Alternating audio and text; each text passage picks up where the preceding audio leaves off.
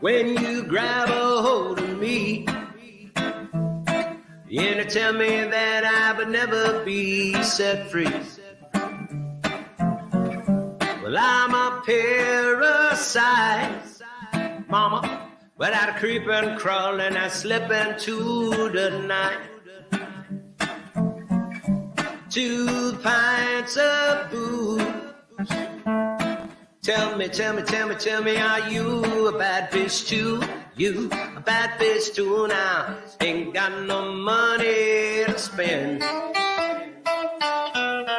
I hope this night would never ever end. Yeah, Lord knows that I'm weak. Won't somebody get me off of this here reef?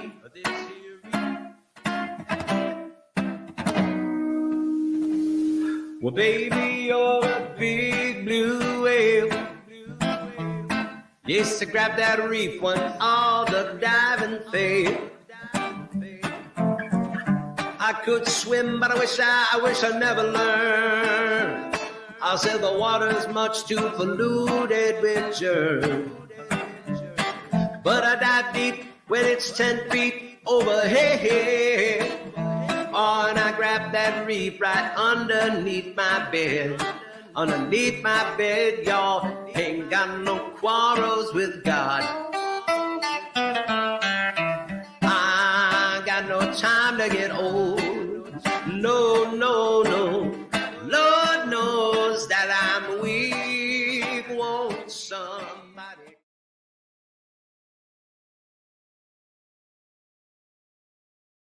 Go. Hi, everybody. Welcome to another episode of Fearlessly Authentic. I'm going to switch this background up. What should we put? How about that one? All right. So tonight I have some awesome people. I have Elle Latham with us. How are you, Elle?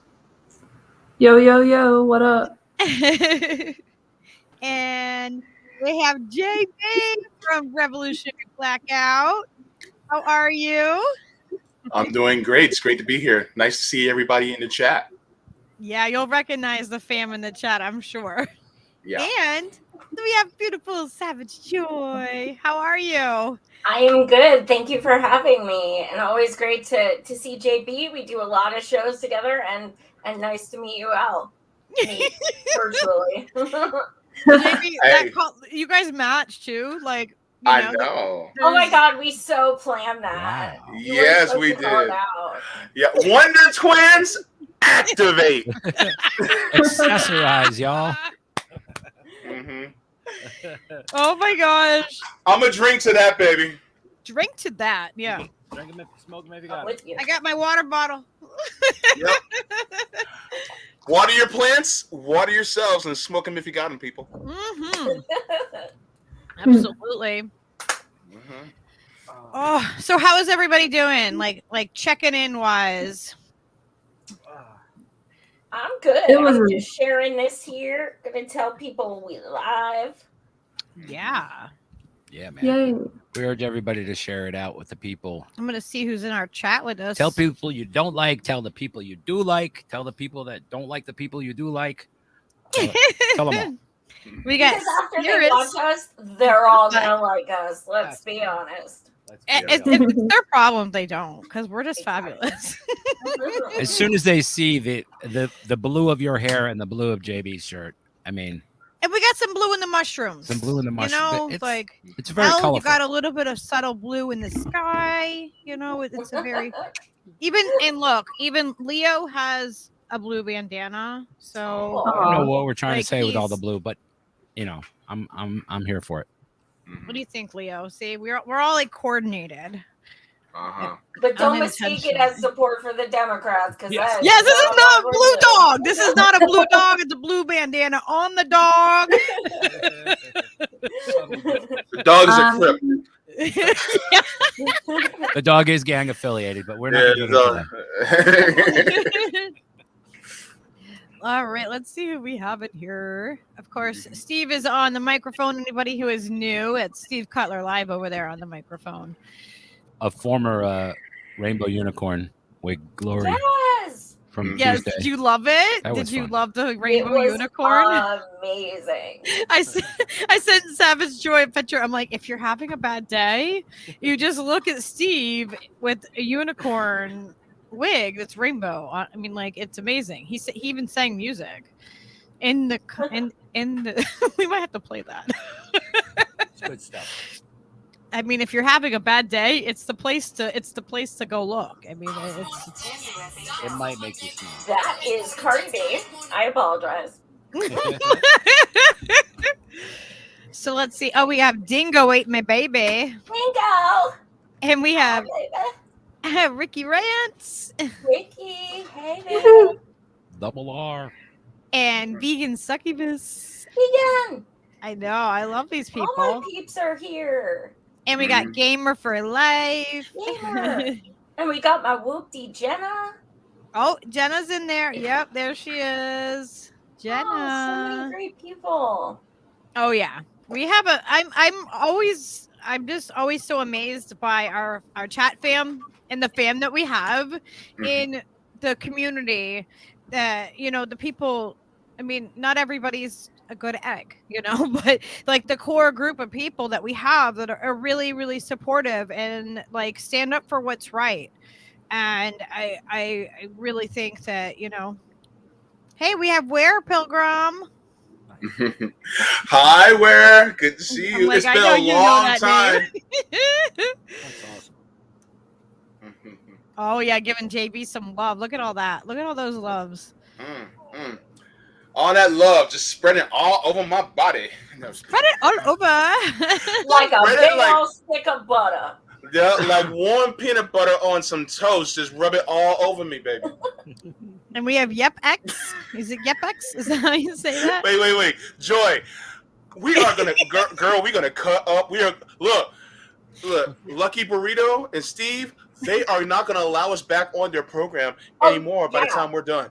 Look, they're gonna be like, the blue hair chick and the blue guy, they are not allowed back on this show ever again. No, but you know what? The thing is, the name of the show is Fearlessly Authentic, so we wouldn't have you any other We don't way. want you any don't want other you any way. other We way. want you exactly Keep it real. how you are. That What, is naked? No, I'm exactly. kidding. No, never mind. I'm shutting up. I'm shutting up.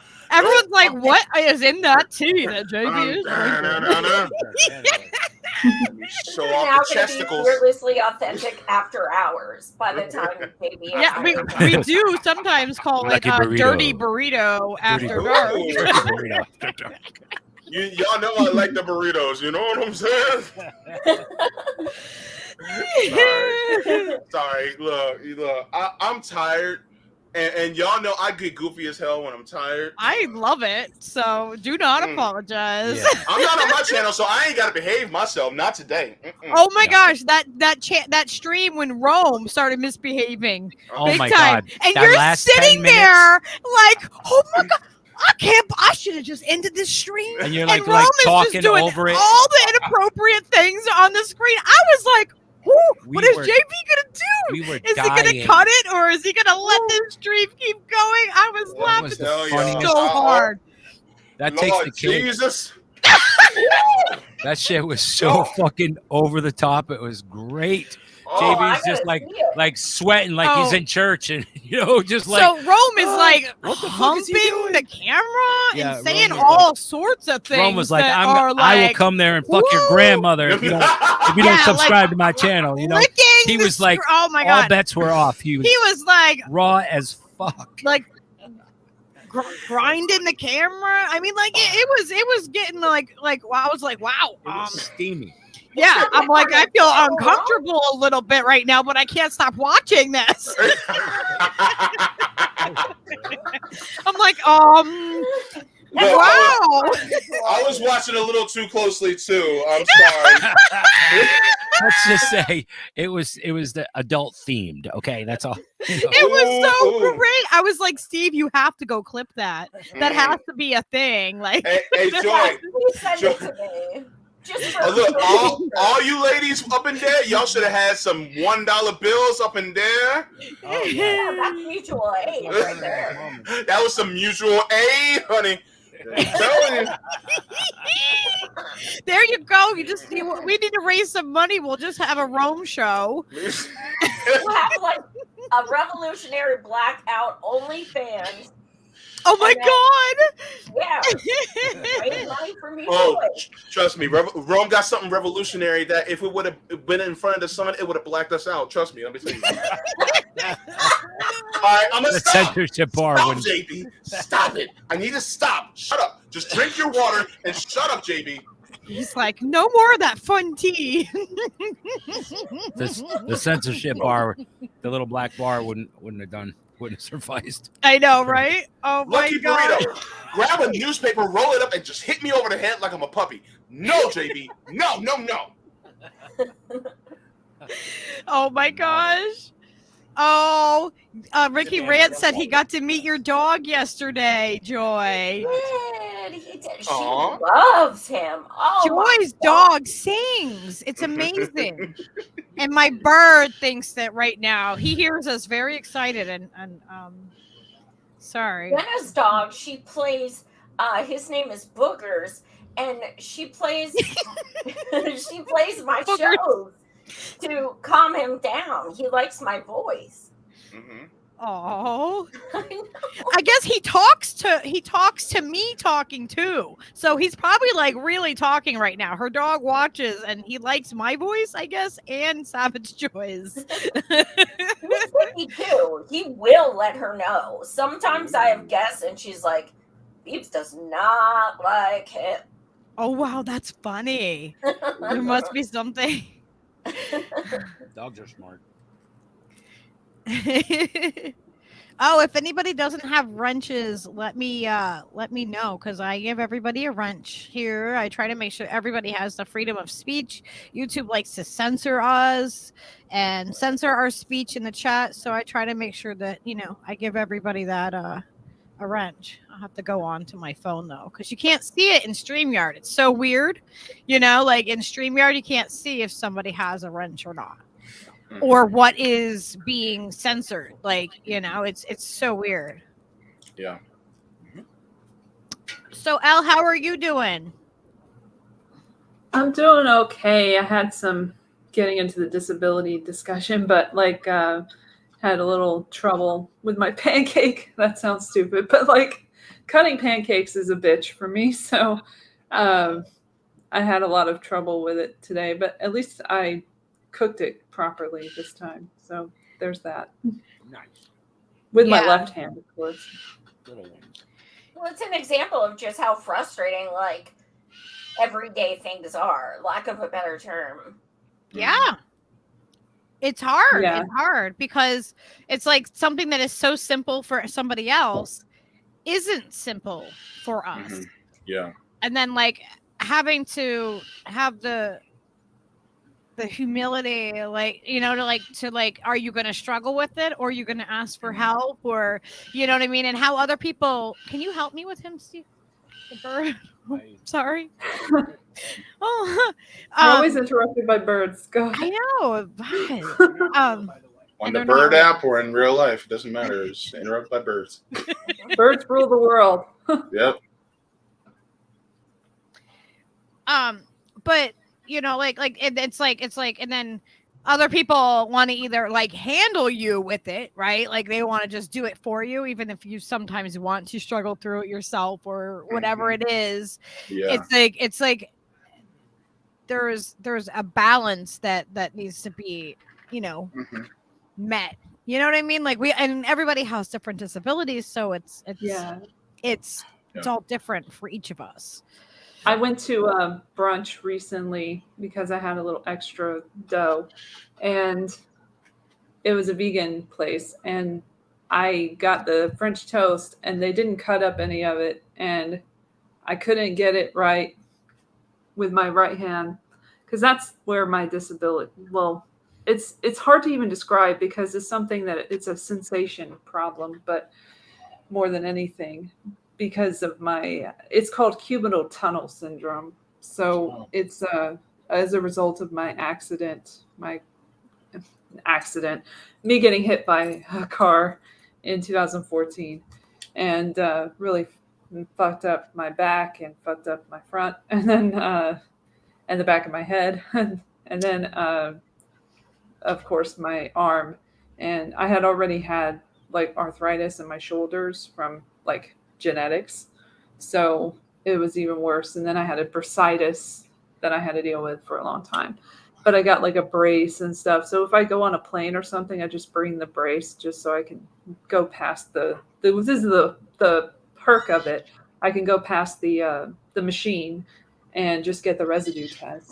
So I don't have to do that because I can't. I can't hold my arm up, for the thing for you to see my insides and shit. So that gets me out of that at least. So the radiation. Yeah. But anyway, I had a fucking waiter. I had to be like, could you cut this toast for me? I know that's weird, but I can't really do it. I'm having a lot of trouble. So I don't have people that I go to meals with anymore. It seems like in LA, people moved. So, the big move happened from LA to wherever. So I don't see my people as much as I used to. But I'm supposed to be seeing my best friend very soon, and it's her birthday, so shout out to her. And I will treat her to a meal soon, and hopefully she can cut my shit if need to.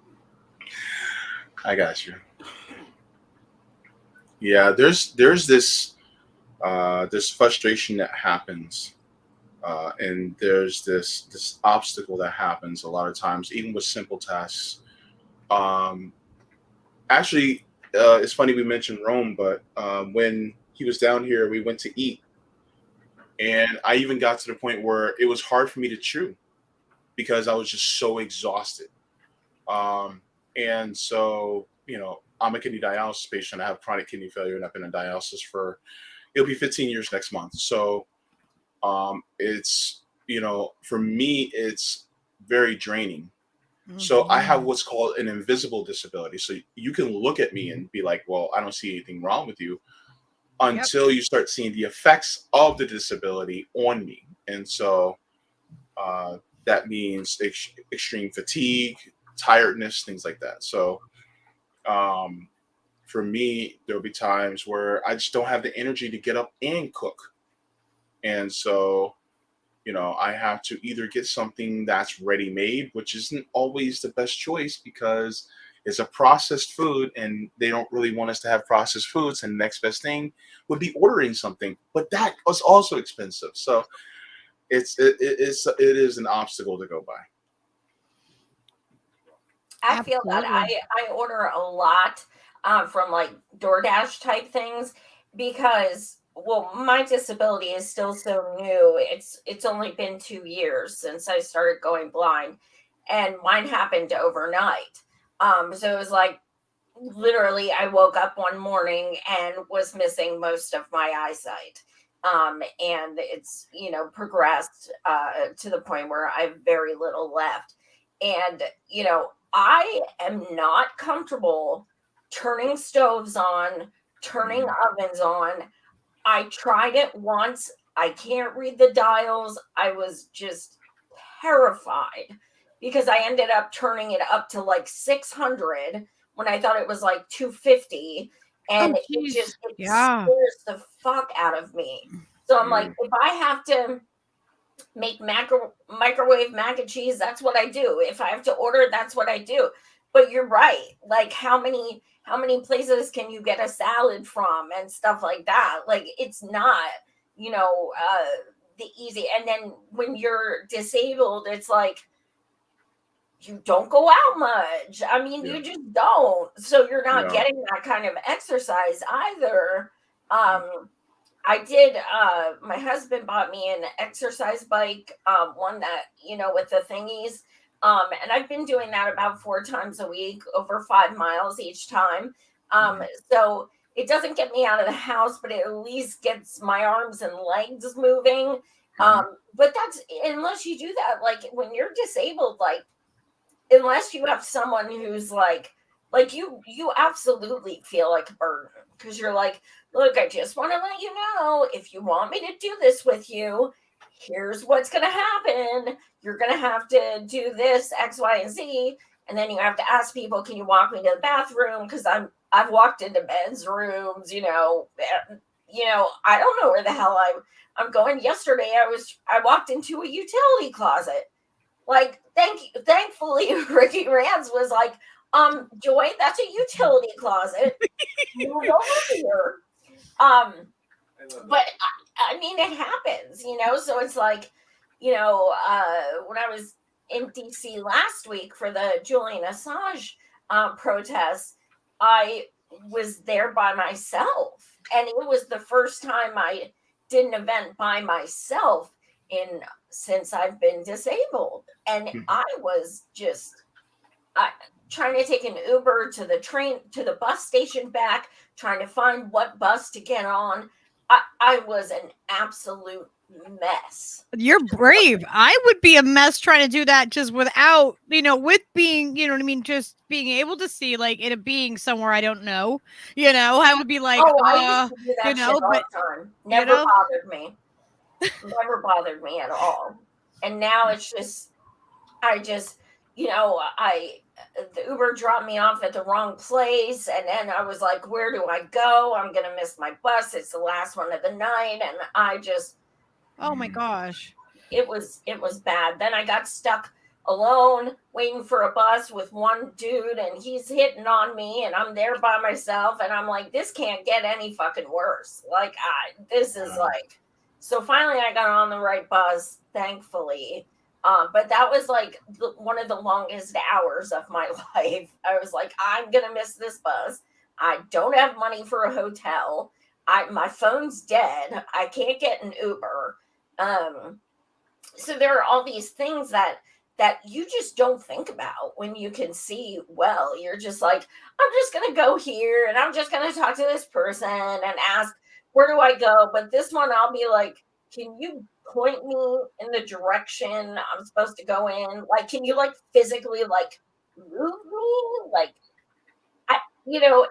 it's you do have to rely on strangers. I mean, you do. You have to. Because really, especially during the pandemic, not everyone wants to talk to you. Especially if you're not wearing a mask and stuff. They're like, and then if you're a little bit weird or out of like the normal realm of what they, you know what I mean? Like, right. if there's anything about you that makes them go like, oh, I don't know, it could be that like tattoos, colored hair, piercings, like, any of those those judgmental things that people have, and they're just kind of like, oh no. And then on top of it, without the mask and all the hysteria, you know what I mean? Like, and touch is a very intimate thing. So, when you have somebody like, when I trip and I have somebody like go like, and then they hesitate and they're like, are you okay? Like, they don't, you know what I mean? It's awkward a lot of the times because maybe I have PTSD and you don't know where the boundary is with a stranger. Mm-hmm. Yeah. With a friend or something, like, oh my gosh, like it's a reaction, like, you're going to go and protect, like, and I think that because you don't know someone else's, a stranger's boundaries, it can be really uncomfortable. Yeah. To know how to react. Like, can I touch you? You know what I mean? Is this okay with you? Because you don't know what anyone else has been through. So yeah, it can be a really, that can definitely be an awkward thing to like, to not know where to put your trust in that, at that situation. Yeah. Mm-hmm. That's definitely something. Yeah. You guys have some good comments in here too. Baba said, living on disability is such a joke. I know some people who can't get SSI and are not $300 a month. That's $10 a day. Like, that's insane. Yeah. Disgusting. It's more than that's less than my food stamps. They give me a lot. I'm not complaining, but you don't even have to prove a lot of things to get some assistance, but you have to approve a disability. They'll make you do that, and they'll make you go to the doctor and get all the forms. Yeah, mine took almost 2 years. I just got it in July. Ironically, it kicked in the day we did our 56 nationwide Medicare for All marches. Ironically, it started that day when I was emceeing. Yeah. And, almost 2 years without an income. I cleaned out my 10-year 401k. I took out charge cards. What are you supposed to do? Yeah. You have zero income. Nothing. You can't do you can't even get a part-time job in the meantime because that shows you can work. You're not disabled if you can work. So you're fucked. And blindness is supposed to be one of those things that's like on the list where it's like automatic. Like, it's one of those things like cancer and blindness is on the list, but for whatever reason, my disorder is so rare. And I'm under the age of 55, which makes they'll tell you you're too young. They will say you're too young to be disabled.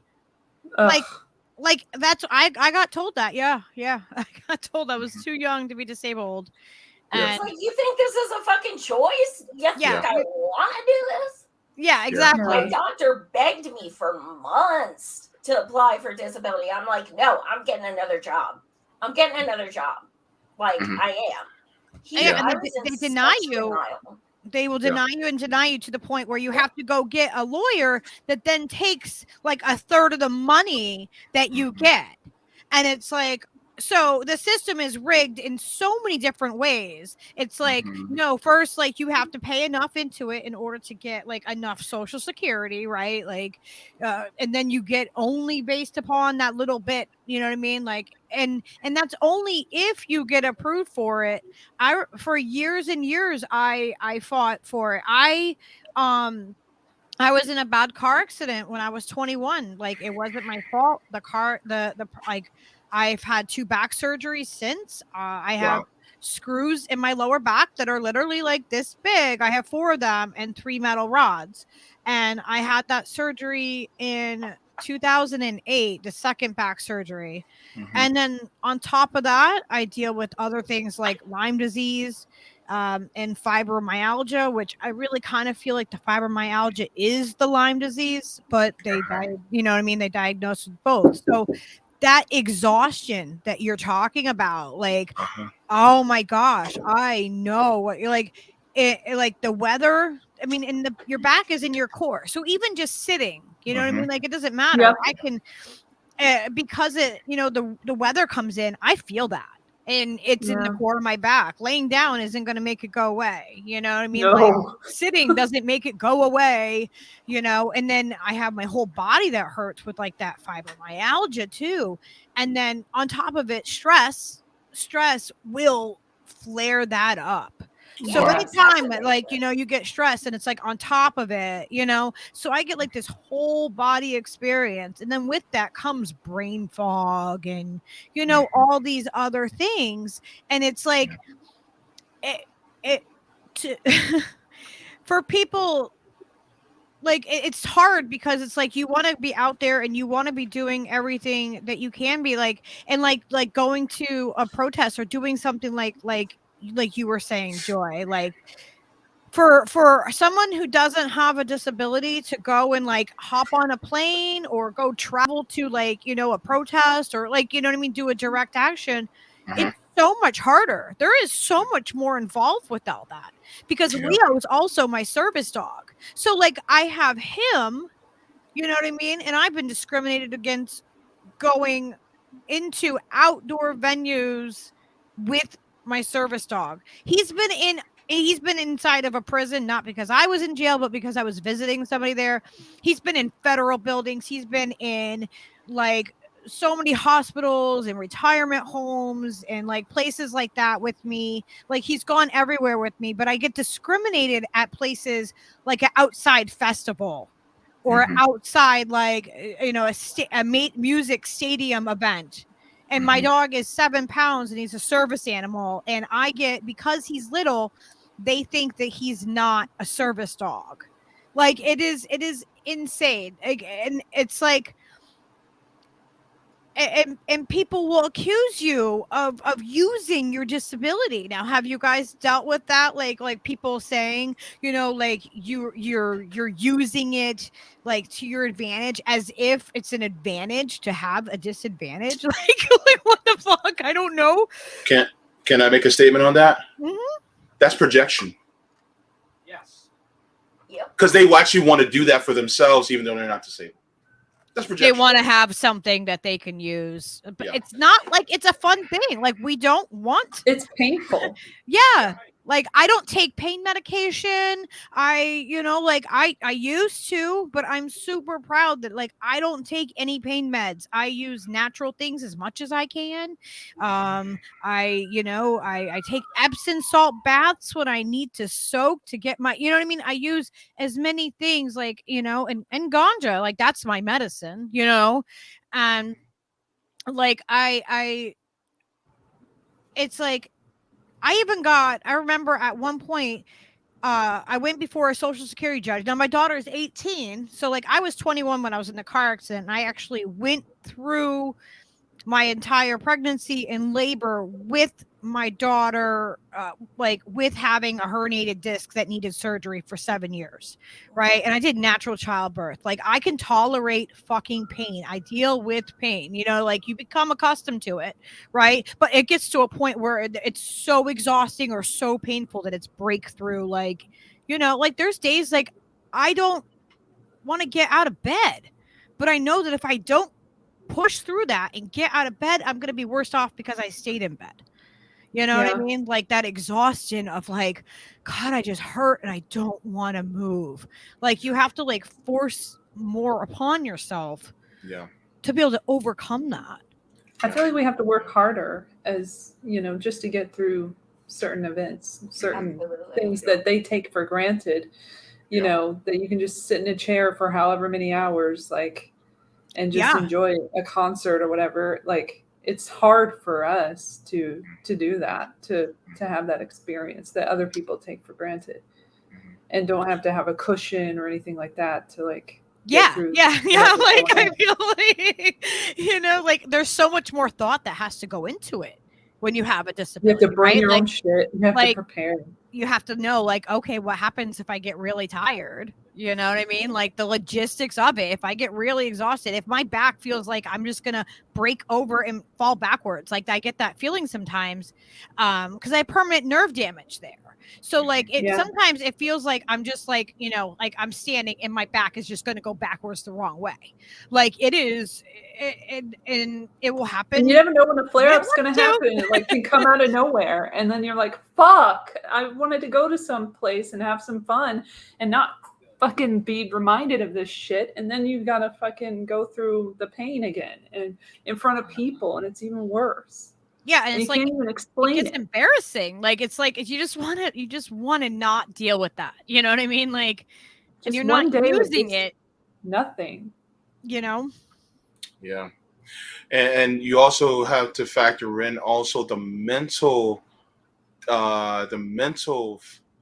issue when you're dealing with some of these physical disabilities, because there are people who have mental disabilities as well. Oh, I do. On top of the physical, I have mental stuff too. I mean, so, it kind of goes hand in hand when you're dealing with, you know what I mean? Like, it's like, do you escape one without the other? You know what I mean? Like, you can have depression and anxiety and not have the physical stuff, but usually, if you have the physical stuff, the depression that goes hand in hand because it feeds it.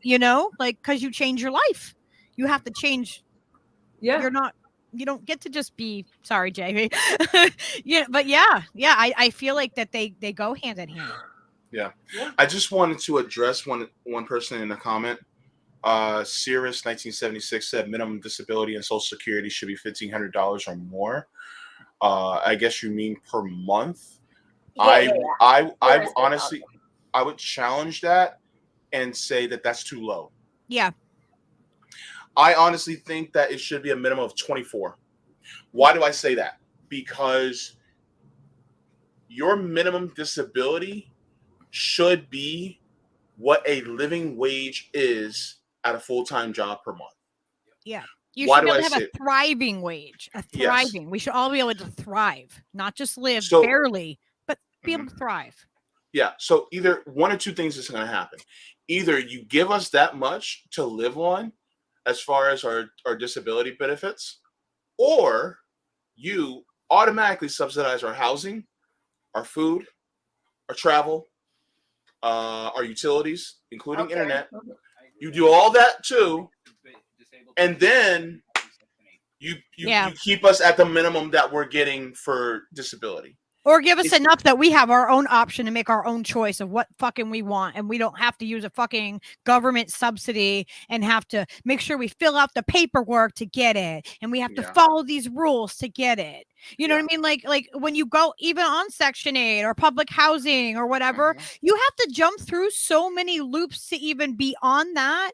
And it's like, oh, if you miss something, they can just cut you off. If you get a person like, you know, that isn't like super friendly with people, or something like a miscommunication happens with that person, that they can cut you off. You know what I mean? They can do that, and they shouldn't have that power over you because you're disabled. You know what I mean? Like, we shouldn't have to, like, I think that people should be given enough so that they can make their own choice. They don't have to go and use a card at the grocery store because they get food stamps. People should have enough to have the choice to be like everybody else. It's like you're segregating the poor by doing that. You know what I mean? Like, no one should be able to identify. We have no control over. That, I mean, it's not our fault. It's not our choice. I worked full-time for 25 years before this disability, and I'm getting like half of what I was making for the past, I don't know, 10 years. I worked in healthcare for over 10 years. I worked for medical assistants. I worked for CHIP. I worked for Medicare. I worked for Medicaid. I worked for pre-authorizations, appeals, grievances. You know, I've done like pretty much everything you can imagine in the healthcare realm. And like, I've seen people, when it comes to medical assistants, I have seen assholes I have worked with, you know, do shit like that. I've seen them make racist comments against, you know, Hispanic people. Oh, they're always wanting stuff. Why the hell are you doing this job? Why? If you sound like people who don't approve of what you're doing, that's who you sound like. So then I would be like, what's that account number? I would go in, and then I would sit there on my lunch break going through accounts that I overheard people. I'm like, I want to make sure they didn't do something to this account and stuff like that. Few times I reactivated accounts and stuff like that. And I'm like, why the fuck do I have to do this shit? Like, it's ridiculous. You are absolutely right. There are so many people at medical assistants that just hate their lives. They hate their lives. They just hate everyone. And that is a job where you need compassion. I guess maybe it's a defense mechanism, and they're scared if they get compassion. I mean, look, I used to go home and cry every fucking day about the patients I dealt with and stuff. I know it's not easy, but I'd rather that than be a cold asshole. Also, there's another person in chat that this is a whole mood. This is a whole vibe from Wesley Donaldson. Says, my landlord gets the majority of my disability, ever increasing share. Yeah, you know what? Same here. The majority of my disability check every single month goes straight to the landlord. The only reason why I have other things like electricity and internet is because my mother, who lives with me, picks up the rest of the tab. And she is on Social Security too.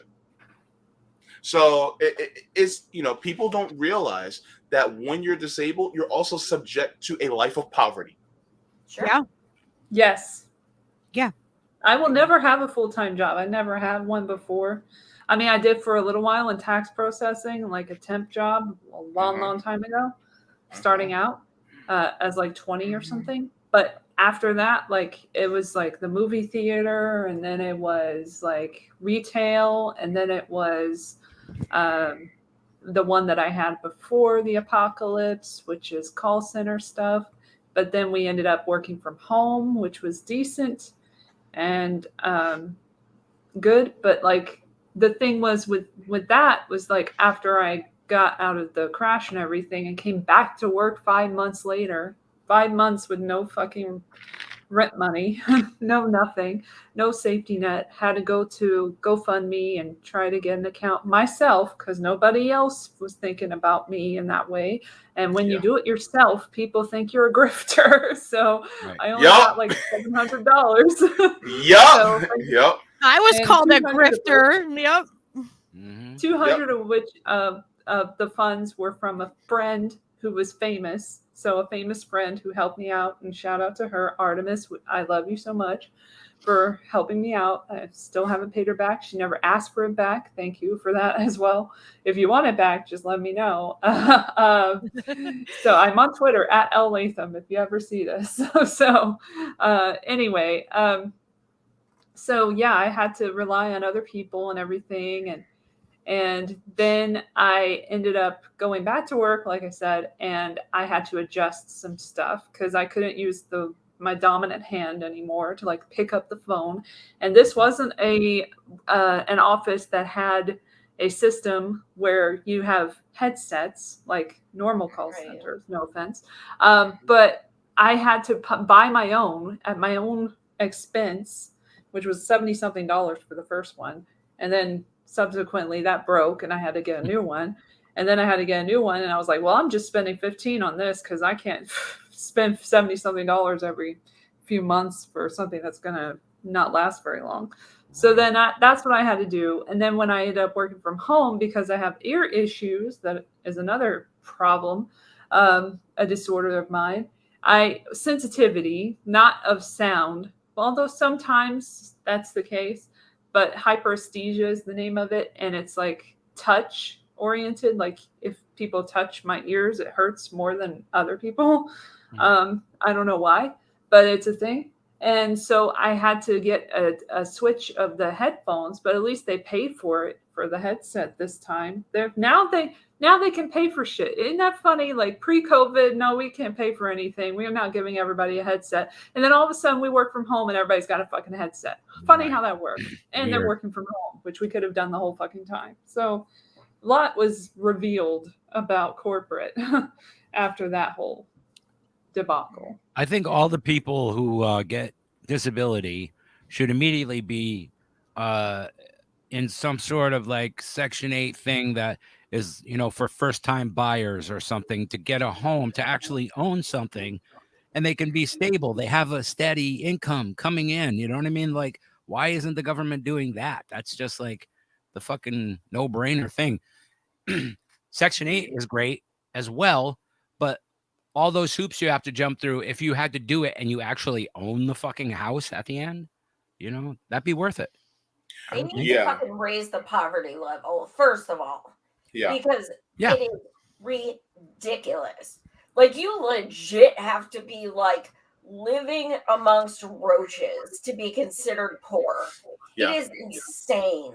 Raise that. Raise it.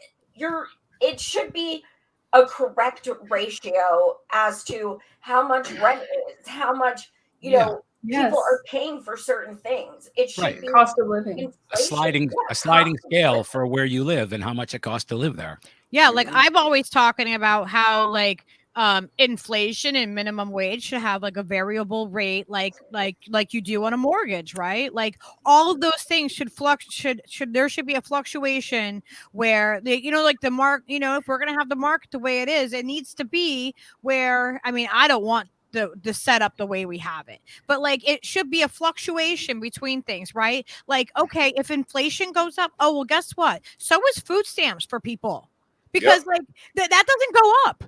It doesn't go up. They don't say, oh, inflation's up. Let me help out the people who are already living at poverty level get more food. No, they don't. No, you are squeezed tighter, and that's it. Like you don't, like if they actually gave people the amount to eat healthy enough, like, less people would be disabled, like, because like the healthier that you eat, the better you take care of yourself, the better you're going to feel as a disabled person, right?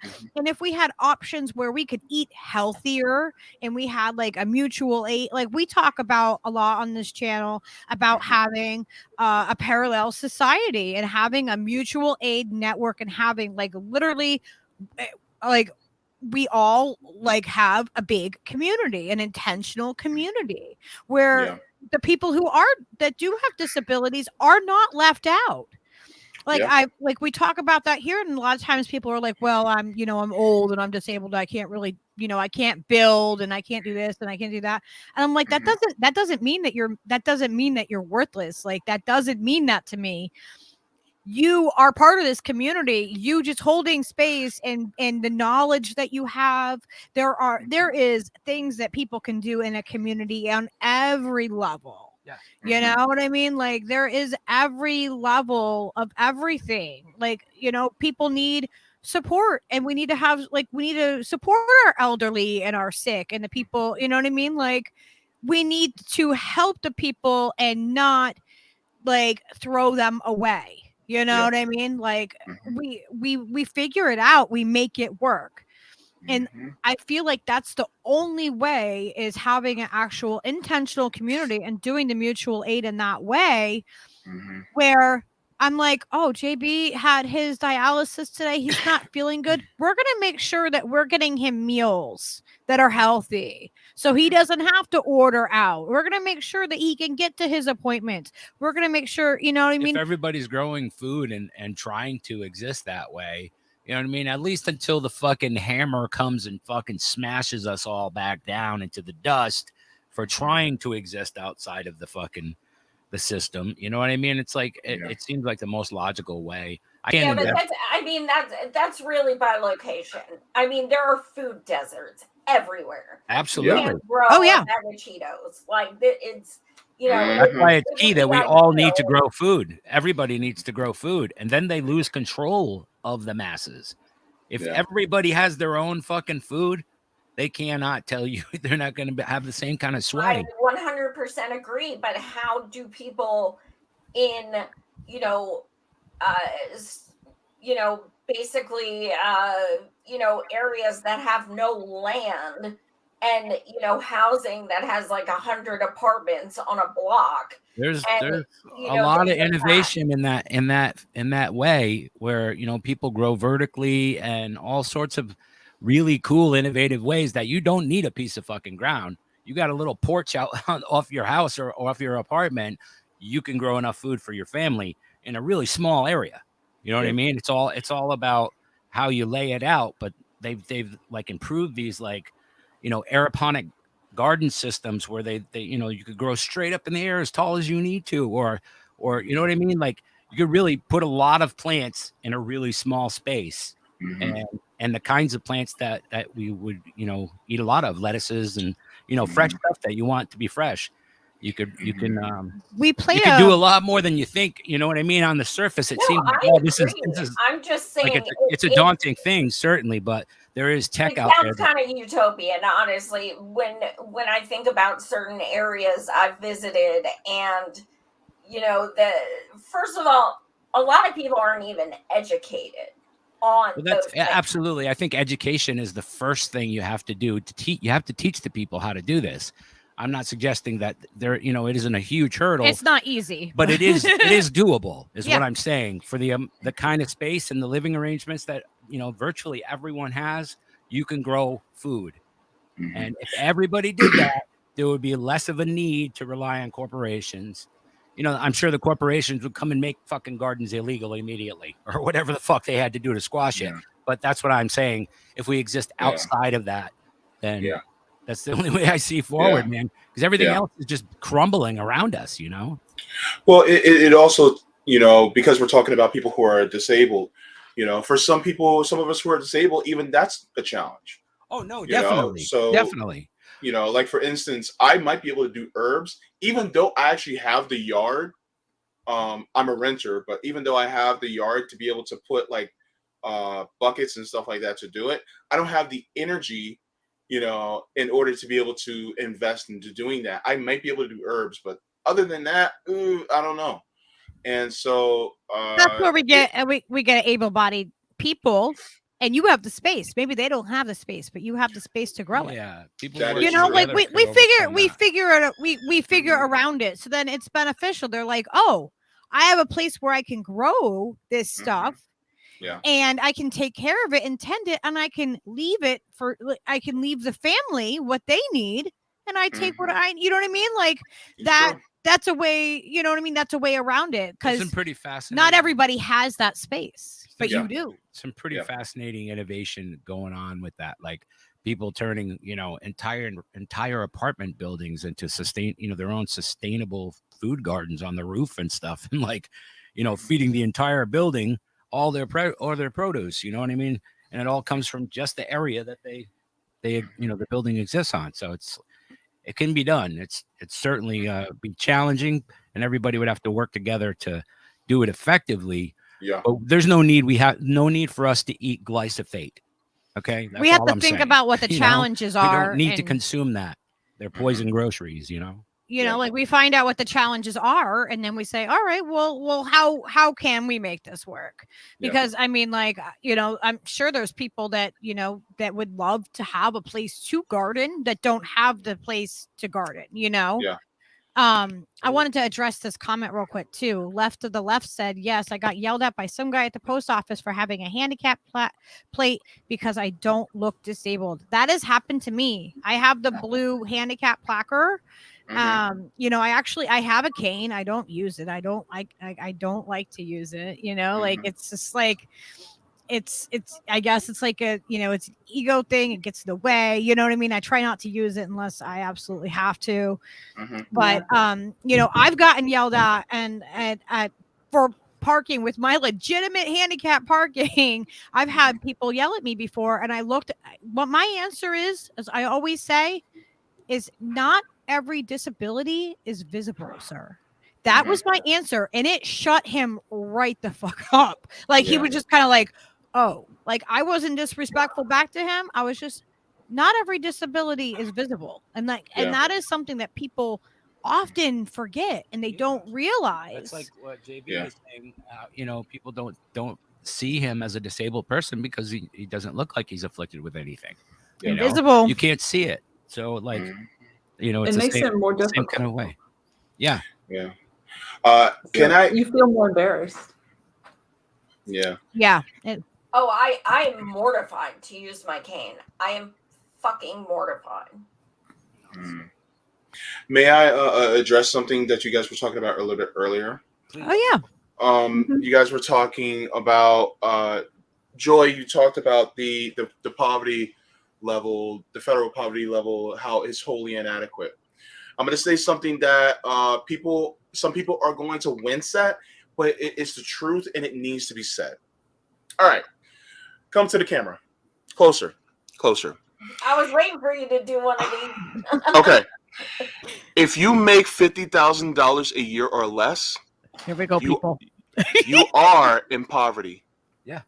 If you make $50,000 a year or less. Or no, I'm not going to say that. If what you make, if you have to pay for your housing more than 1/4 of your income, you're living in poverty, baby. Yep. Agreed. If more than 25% of what you spend per month is on your housing, you're not doing too good. Yep. So absolutely. So, like, let's say for instance, you get $4,000 a month, but you're spending $1,500 a month on your rent. You're not doing good. No, because the thing is that you have to get to a point where you need assistance in some way, shape, or form in order to survive. If you have to depend on making some type of assistance, guess what? Then you're in a negative place financially. Yeah. And the thing is that people will, like, for instance, one thing I learned was that I think you can only be taxed up to, I think it's about $144,000 per year on Social Security. So that means No, I think it's 170 something because Congress is not affected. It's above what they make. Biden didn't get Social Security, guys. Okay, but even still, so all that money above that marker that people like the Bezoses and the Musks make, they're not taxed for Social Security for that money. Nope. No. And so then guess what? You don't get it. And even from an MMT standpoint, because I know some people have some gripes with MMT or whatever, I actually look at it as how the government spends money. But that's beside the point. What it means is we literally actually have enough money to give what I like to call a living income to people who are on Social Security retirement as well as Social Security disability. You want to know how I know? It's because back in March, let's go back to the future. Back in March of 2020, what did Congress approve? They approved of over $4 trillion to prop up the stock market when it was crashing. Yeah. That $4 trillion could have went to people who are recipients of Social Security disability as well as retirement in order to prop us up so that we no longer have to be in poverty. And they can prove it every single year. Yep. Because it's not a big thing for them. So with that being said, we don't have to be in poverty. It's because they choose for us to be in poverty because they do not see our human value. It does not matter to them. Yep. And so the only way that they are able to see it is if people around us, not just us, but people who love us, are able to make them proverbially fear for their seats, for their positions and whatnot. Mm-hmm. Because you have to make them care. You can't just hope that they care. You can't just vote and say, oh, I hope they care. No. You have to make them care. Yeah. You have to use your collective votes to make things happen. Like if there's more than one person who cares about shit, and everybody works together, things could change with the existing system. I'm still convinced that all of that whole thing, the Congress and the Senate and the whole structure of our government needs to fucking implode. It needs to be done do-over 2.0 because this is it's just built for the fascist corporatocracy to run everything. And that's what they do. And everybody's a slave to their job and making too little money and suffering. And God forbid you get sick because then they fucking own you. Well, I do agree, but at the same time, I do want to share what I did the past 2 days. Congressman Ro Khanna reached out to a few of us at M for All, asked us to come to DC to meet with him personally. And do I trust the Congress? Fuck no. Did I even vote last time? Fuck no. Right. Did I write Bernie in twice instead of voting for these fucking idiots? Yes. But to turn down an opportunity of a congressman offering to meet with organic grassroots, truly grassroots, volunteer activists, truly grassroots. Right. Exactly. The non-grift, real grassroots activists. Hands down. Like we work our asses off. Like we organize 56 events in one day. Like, and to offer to meet with us, we were not going to turn that down. That does not I think that's tremendous. Even given what I already said about how I feel about the current system, that's noble as hell. My hat's off to you guys. That's great. Really. It was awesome. And let me tell you guys why. Because when we went in there, Ro asked us where we were from. It was Pennsylvania, New York, and New Jersey. And we went to DC to meet with him. And then the next day, Pramila Jayapal's legislative assistant. And he asked us where we were from when we went in there. And as soon as we started talking, he talked about cow care because he's in California. And I said, can you tell us? I said, so how does that help us? That's how we started. We held it down. Don't think like, we're getting some shit like they don't care about you. It's election time. You think we don't fucking know that? Right. Like, you really think we don't know that? You say you follow me, you say you watch my show, and you really think you have to educate me on why I should like watch out? Dude, I don't fucking care what his reasons for asking us there were. What I know is that 4 of us activists sat in a fucking congressman's office for over an hour and shared our concerns. I know I brought over $15,000 in medical bills and fucking laid them out so he could fucking see them. Like, I had an opportunity with 3 comrades to fucking confront them and hold our shit down. That would have been insane to pass that up. And then, what's that? We're agreeing with you. I'm agreeing with you. I think that's fantastic. Like, it was fucking amazing. And, talking with Pramila's legislative assistant, I caught myself keep saying, I'm going to keep it real. I'm going to be completely transparent. And I kept saying those things. I was like, her tweets are condescending. When she puts click share if you want a $15 minimum wage, or what would Medicare for All do for you? That is condescending because we know you're not going to read the comments. And it's just kind of, it feels like gaslighting. And I was fucking like brutally honest with both. Good.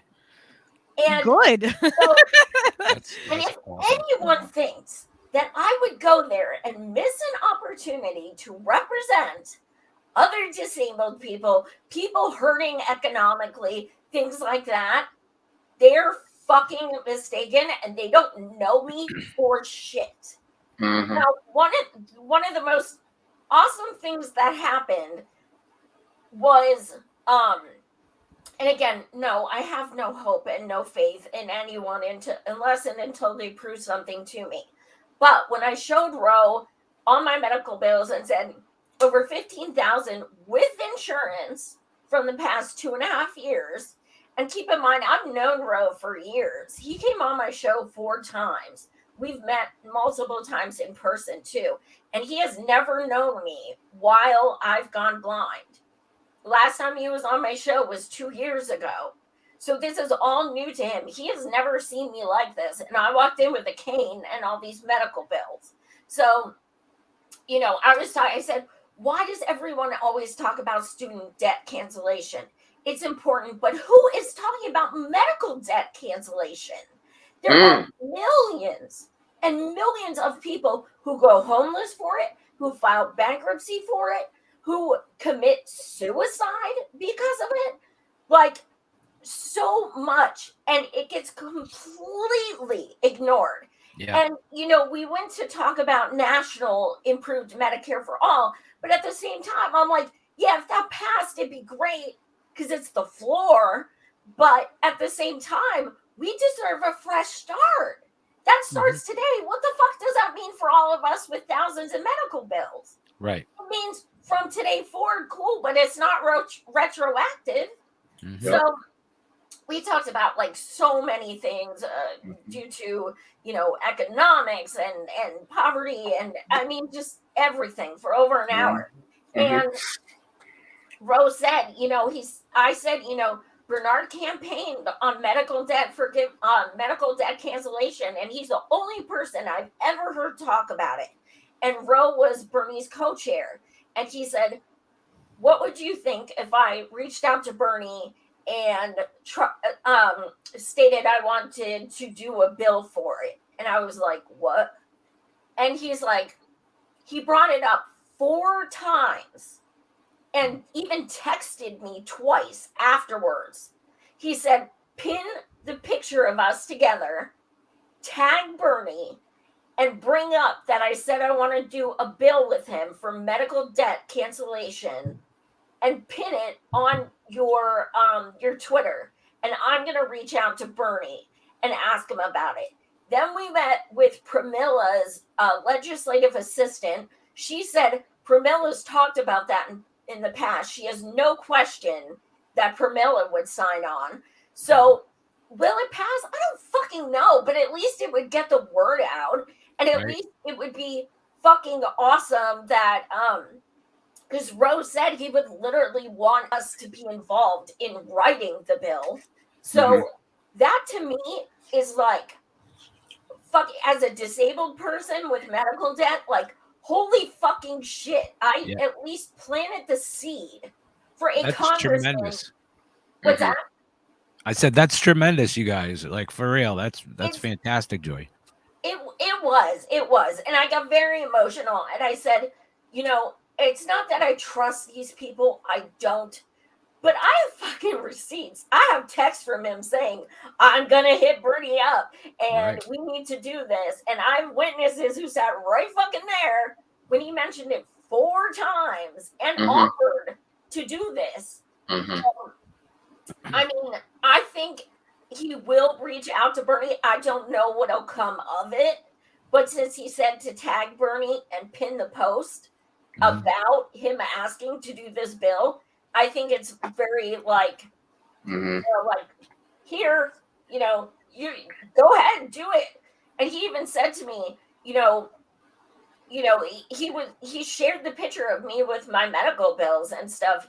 He, you know, it was good just for over an hour, just to be able to be frank and be like, this is fucking bullshit. Like, we were cursing everything. Like, we did not let up. Like, this was a hardcore conversation, which is why I'm surprised he even asked us, because he's been on my show 4 times. He knows my name is Savage Joy, and he knows I have called him out. Like, he knows that, but he's maybe they're scared. Maybe they're finally freaking scared. Maybe they see what's coming. I don't know. I'll take it, but I'm not holding my breath on anything. But I will put positive energy that you can, you know, that something can come out of it. I mean, something's got to give at some point. I mean, like, I'm not holding my breath, but I figure at the very least, a few things came out of it. One, as a disabled person, I felt like someone was finally fucking listening to me. That's amazing. And then 2, someone who I've fought for 6 years is going to be talked to about a bill that we inspired. So that's 2. And then 3, I don't give a flying fuck why he has to meet with us. If it was because he's being, you know, he's going for re-election, or because he wanted it to look good, I don't give a fuck. Fact of the matter is, we got to do it. I don't care. We are not disillusioned. We know. We are not like, oh my God, thank you. There were no hugs. You're not worshiping him now because of it. Yeah, no, I wouldn't. I didn't expect that either. However, it was not a social gathering. Like, it was business. We were like, and then what you need to do. And we were very like, we're sick of the talking. We're sick of the tweeting. We don't know what goes on behind closed doors, but you're gonna lose the midterms, first of all, because you're giving people nothing. And then Ro was like, if it's Biden against Trump, are you gonna vote for Biden? And I said, no.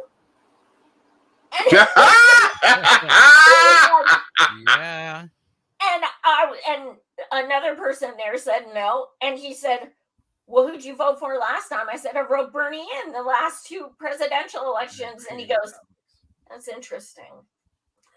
I was like, I don't fucking care. I have nothing to lose. Nothing to lose. Yeah. I don't fucking care. I have this opportunity of a lifetime. I'm going to be blatantly obvious. Because no, I'm not going to patronize you and be like, yeah, we're going to vote for Biden. No, we're not going to fucking vote for Biden. Right. We're not. That's fantastic that you got to tell him what for. And you were authentic. You were authentic as fuck. And that's what matters. Being authentic. We need to be truthful, people, because if we aren't truthful, if we can't be truthful, then what the fuck are we even fighting for? Like, it's stupid. Like let's just be fucking honest with each other, or else the rest of it is just, it's bullshit. You know what I mean? Like just be honest with each other, be truthful, you know what I mean? Like that's the thing. I was like, Ro, here's the thing. I get sent at least 10 mutual aid requests a day asking people to share it. I said, medical bills is the number one thing on GoFundMe. This is something that is getting blatantly ignored. We have 40 million people uninsured, 30 million people underinsured, and we have 1881A, which Biden doesn't fucking care about. And none of you guys are even tweeting at him. You could do an executive order and give us all health care for free right now. None of you are even saying it to him. And that's also what I told Pramila's legislative assistant. I said she tweets these things, but she doesn't hit at POTUS, at VP. She's telling it to us. We already want Medicare for all and Green New Deal and higher wage. Why the fuck are you telling us? Tell them. Yeah. And by the way, I just want to give people who don't know, those of us who have Medicare only covers 80% of your bills. So if you have $100,000 bill, and guess what? $20,000 of it is up to you.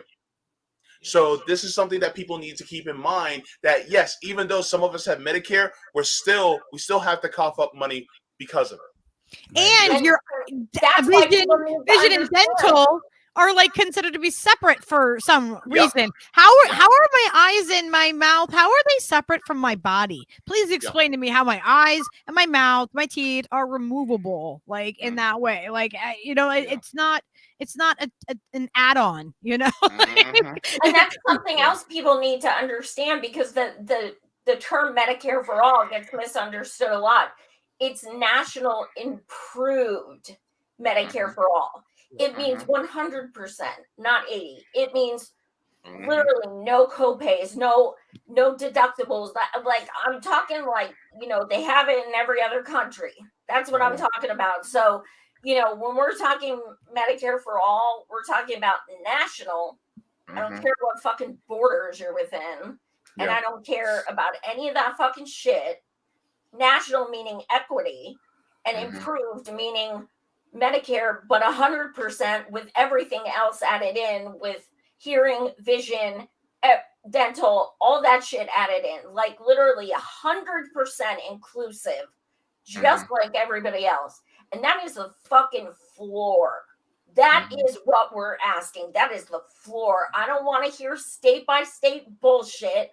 I don't want to hear, well, let's move Medicare down to age. Now, can you break that down for people? Because there's been some confusion, but why people are against state by state option as opposed to Medicare for all, which is something that is for everybody 100%. Can you explain the difference for people, because there has been a little bit of confusion about that? Well, because the people who promote it are not honest. I'll be completely transparent. State by state, there are many problems, many issues with it. First of all, they compare it to cannabis, and cannabis brings revenue.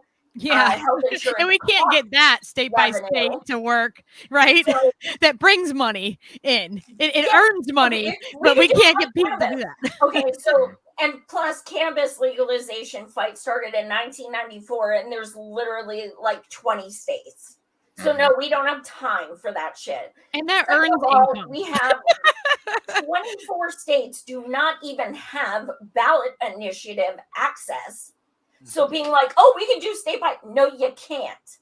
24 states, including mine, including New York, including like 24 states, plus Puerto Rico and DC, do not have ballot access.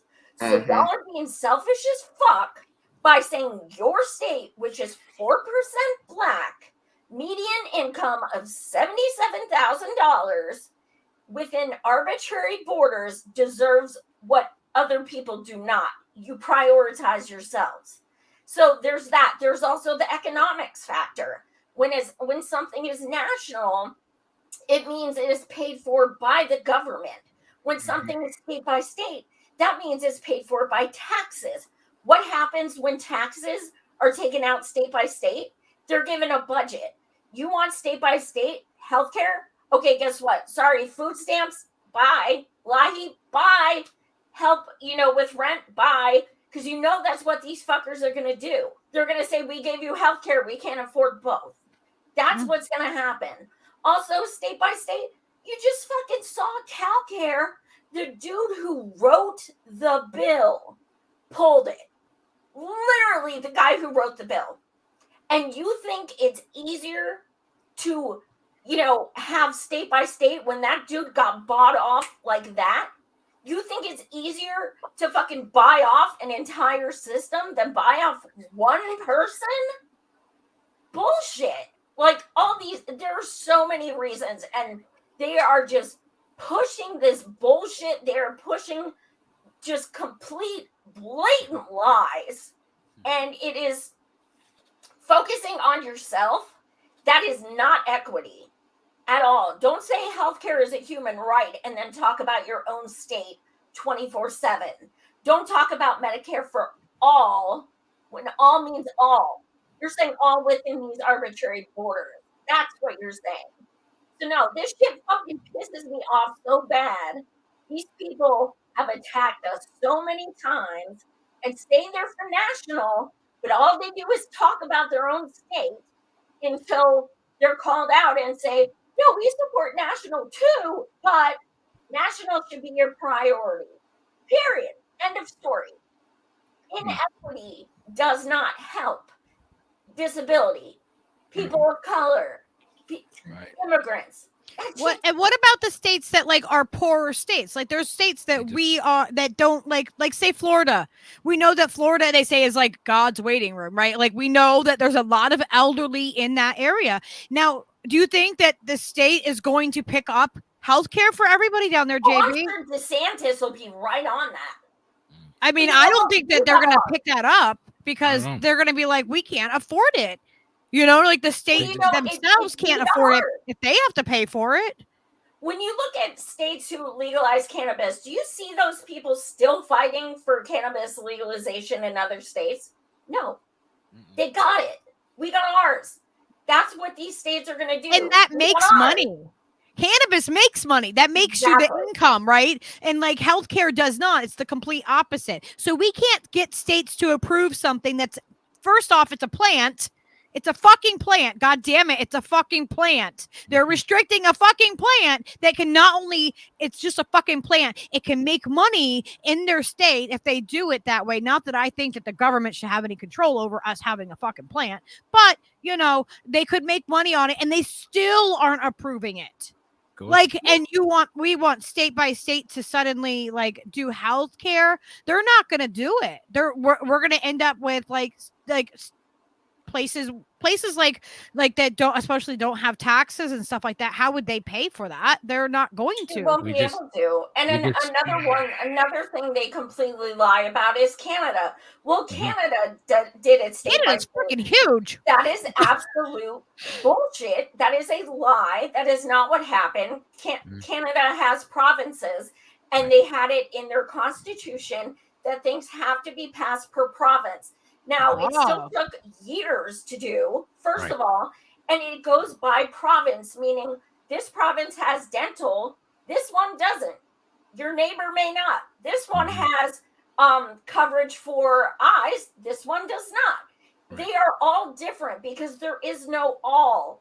And then we've talked to people who their doctors are out of their province. They have to pay full cost. Because they're not in their province. Right. So that's what they're asking to do here. They're asking, this has nothing to do with improved Medicare for all. All this is enhanced insurance, which is fine. But don't fucking take that name and try to sully it for incrementalist bullshit. Because that's what it is. It's fucking breadcrumbs. And they're trying to force it down everyone's throats. And I'm seeing them go on shows with their super PAC, mind you. And Like everybody's just like, yeah, let's do state by state. You really want to hurt the cause, don't you? You really want state by state.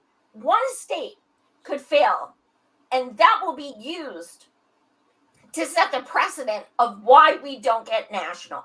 And we saw it in the hearings 3 weeks ago when they were using the failures of the states to talk about why we shouldn't get national Medicare for all.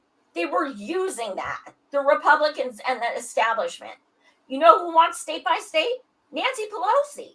Right. Literally.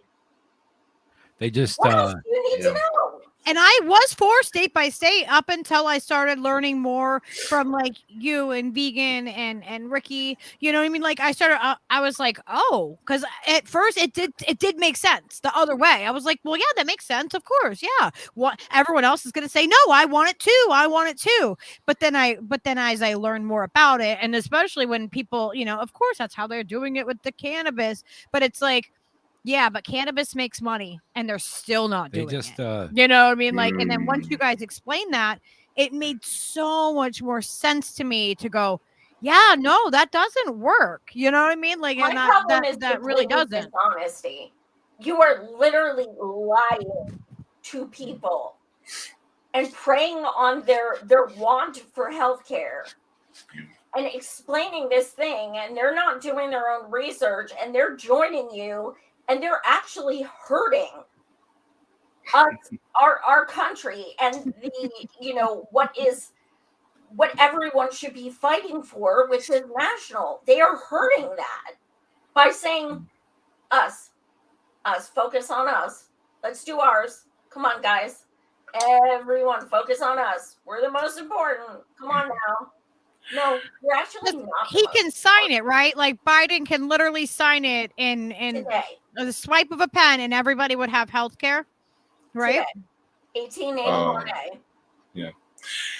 So after hearing all that, people are going to be shocked at me, but I'm actually no longer for Medicare for all.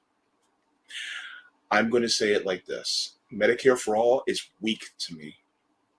I want to nationalize it all. Well, yeah, we all do. So here's my thing. Shoot for the stars and you might get the moon. Mm-hmm. My thing is like, you know what? I want to nationalize the hospitals, the pharmacies, the medical device agencies. I want to nationalize every single bit of it. Now, if we do end up getting Medicare for all, I'll be okay with that. But I'm still going to fight for nationalization. But here's the thing. That's how I feel. So I basically want what Cuba has. I basically want what the UK has. And of course, it's going to continue to still be this consistent fight because you're still going to have right-wingers who still want to kill it by death by 1,000 cuts. But look, if we have to expand it all, fine, go ahead and do it. But I just wanted to add that point in where I want full nationalization. This is why that is our ultimate. That's why I said Medicare for all is the floor. It's the and I hear you when you say the floor. I want to hear more people say full nationalization. I want to make that the norm, so that and to your point when you were talking about meeting with Rokana, and I want to say this. I actually put it in the chat, but make it so that if they meet with you, all right, fine, but put the fear of disappointing you into their hearts. Oh, we did. And then when they mess up, and they will, you put them receipts out there and you light his ass up. And the thing is, and then use that to be the cudgel for direct action. Be like, he didn't do this? All right, we're meeting that, we're posting up right in front of your house. Like, and what?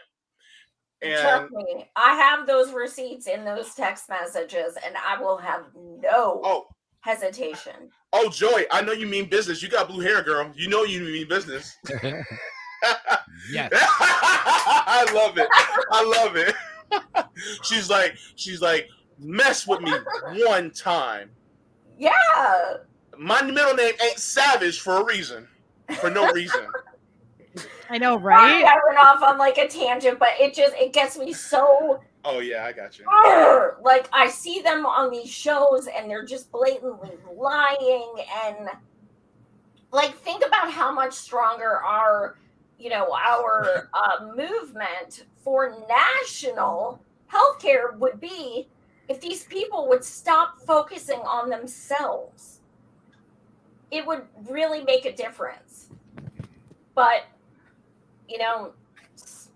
so be it. They want to talk about themselves, and I mean it's truly sad, but at least we know we are doing the correct thing, the just thing, the equitable thing, which is not being selective in who we support humanity, not certain people. Hello. I'm also not quite on board, not at all on board with Medicare for All like you, Jayb, but for a different reason. In terms of the nationalization, so I saw during the pandemic or plandemic or whatever you want to call it, UK was one of the, I don't know if I want to say one of the first, but it was very much a big deal with the healthcare workers, like they were from the NHS. We're talking about the NHS. So they got a lot of support and a lot of praise, just like here and other countries, like all over the world. They just kind of had this campaign where they were thanking the healthcare workers. And then eventually they said, fuck you, you got to get the thing or you can't come back to work. So it's just like, how do you keep the state from interfering? And there's a lot of issues with the NHS and money and allocation and everything like that's happening after the pandemic, whatever.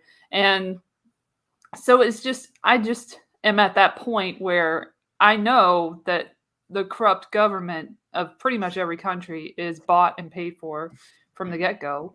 And our predators, literal predators, who don't care about us, or they stop bombing brown people for a minute with our money, like that'd be nice.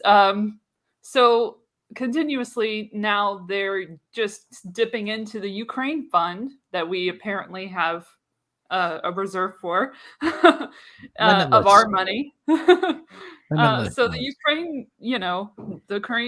Ukrainian Nazis are getting funding and training and arms from us that we're paying for. So I don't want to see that within 2 months. Thanks, bud. But we have people in tents on the streets, like right in California where Elle is, like it's really bad. Yes, like down the street. And just to say, like, Zelensky is asking for $7 fucking million a month because of economic losses. Bitch, have you seen the US? Get the fuck out of here. Like the nerve of these people, yet they are emboldened. They are selected by the masses. Whether we like it or not, people do still buy into the system and they create these situations. And even if they didn't, they would still have the situation because guess what? It doesn't matter if you choose them or not. They're chosen before you even realize who they are. Absolutely. And basically, these people are in power. It's all in my tweet. My pinned tweet pretty much says how I feel about Medicare for All without saying it. That these people have bought every industry and sold it to everybody involved. And they're all reaping the benefits of all of our stress, our sexual stress and our mental stress and emotional stress, everything that you can think of. They are the cause of it. They are not the solution. That's pretty much where I'm at in society. Is I don't trust these motherfuckers who are poisoning our water and food supply to give me health care. I'm just not at that point where I can do that. Especially with their history of experimentation on us, various minorities, let's be honest, like there have been many experiments on babies who are not white, who are part of what seems to be a eugenicist agenda in this experimentation that they did with full, government approval and CDC approval. Fuck the CDC. Sorry, I said it. I don't regret it. And so, you know, that is what it is. And I'm not going to be an experiment. That's just how I feel about it. I just want to clarify. I want to clarify my statement. So I feel about Medicare for All the same way I feel about unions. It's a step in the right direction, right? Just like with unions, it's a step in the right direction, but I will actually want the workers to actually own the establishment that they work. So with that being said, I do agree with Medicare for All, but I feel like it's not strong enough in my eyes. That's what I mean. But to your point, we can do it better. We can do it better. But to your point, about the government, dare I say, this is what revolutions are for. Yeah, man. That's all I'm going to say. What'd you say? That's what I'm talking about. I said that's what revolutions are for. That's all I'm going to say.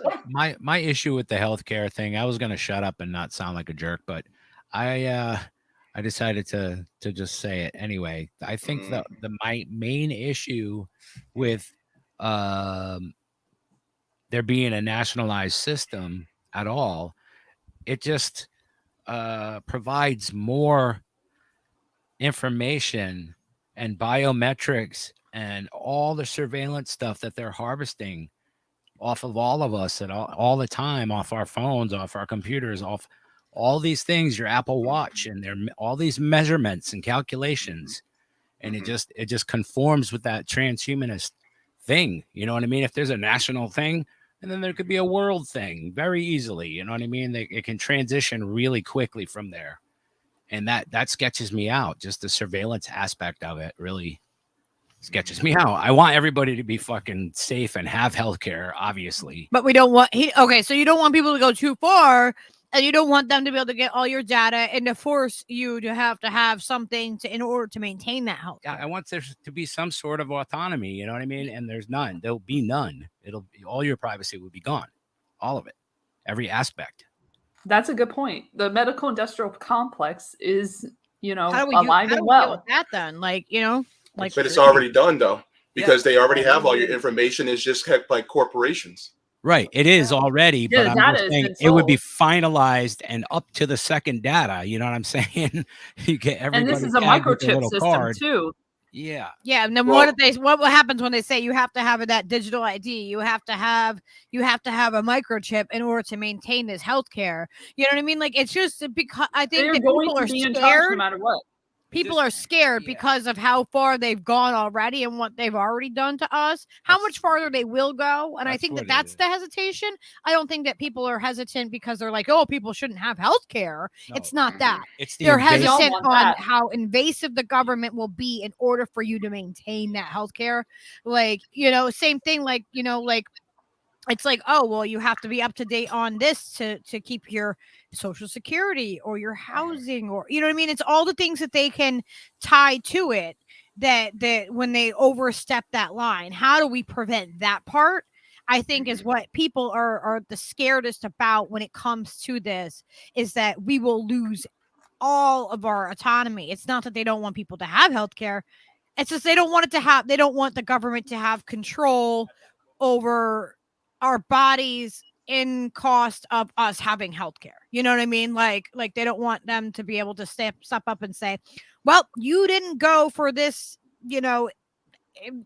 annual exam where you go get these blah, blah, blah procedure. You know what I mean? Like, none of that should be forced on anybody either, because, you know what I mean? In order to maintain a healthcare, Mm-hmm. So and we should be able to have natural path. If people want to use an herbalist and get natural care, or go to a chiropractor.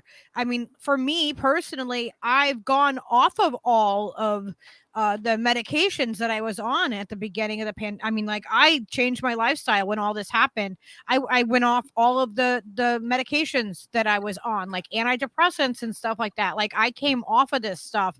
I quit smoking. I changed my diet. I went vegetarian. We eat mostly as much organic as we can possibly afford. Being poor, it's really freaking hard to eat healthy.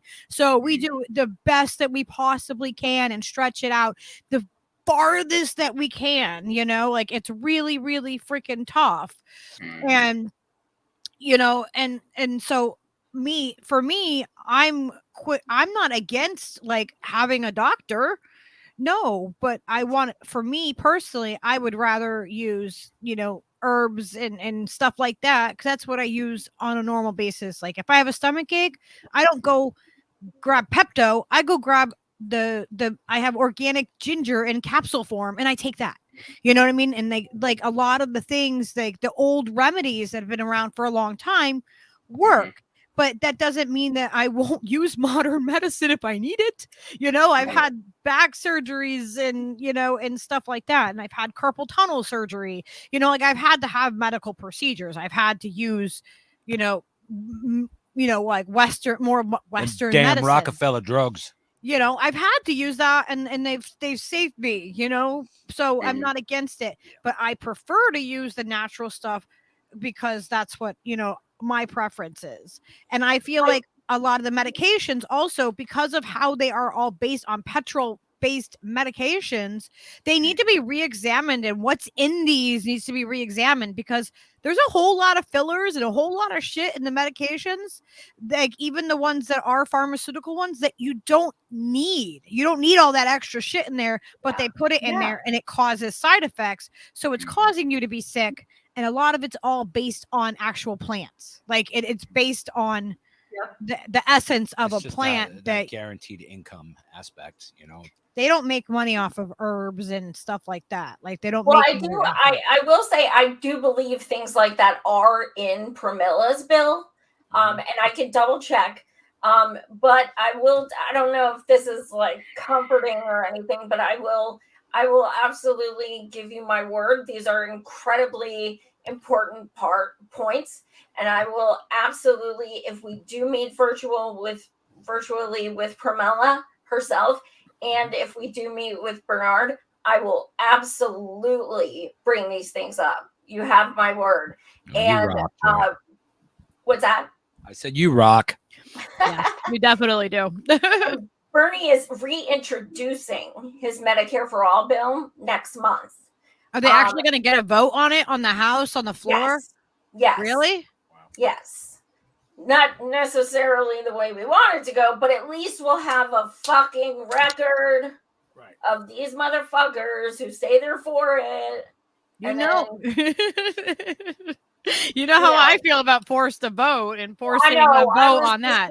At the town hall. Yeah, like, woo. That's good. I mean, that's good news. Like that is a step in the direction. You know what I mean? Like that gives me like a sprinkling of hope. You know what I mean? Like I said,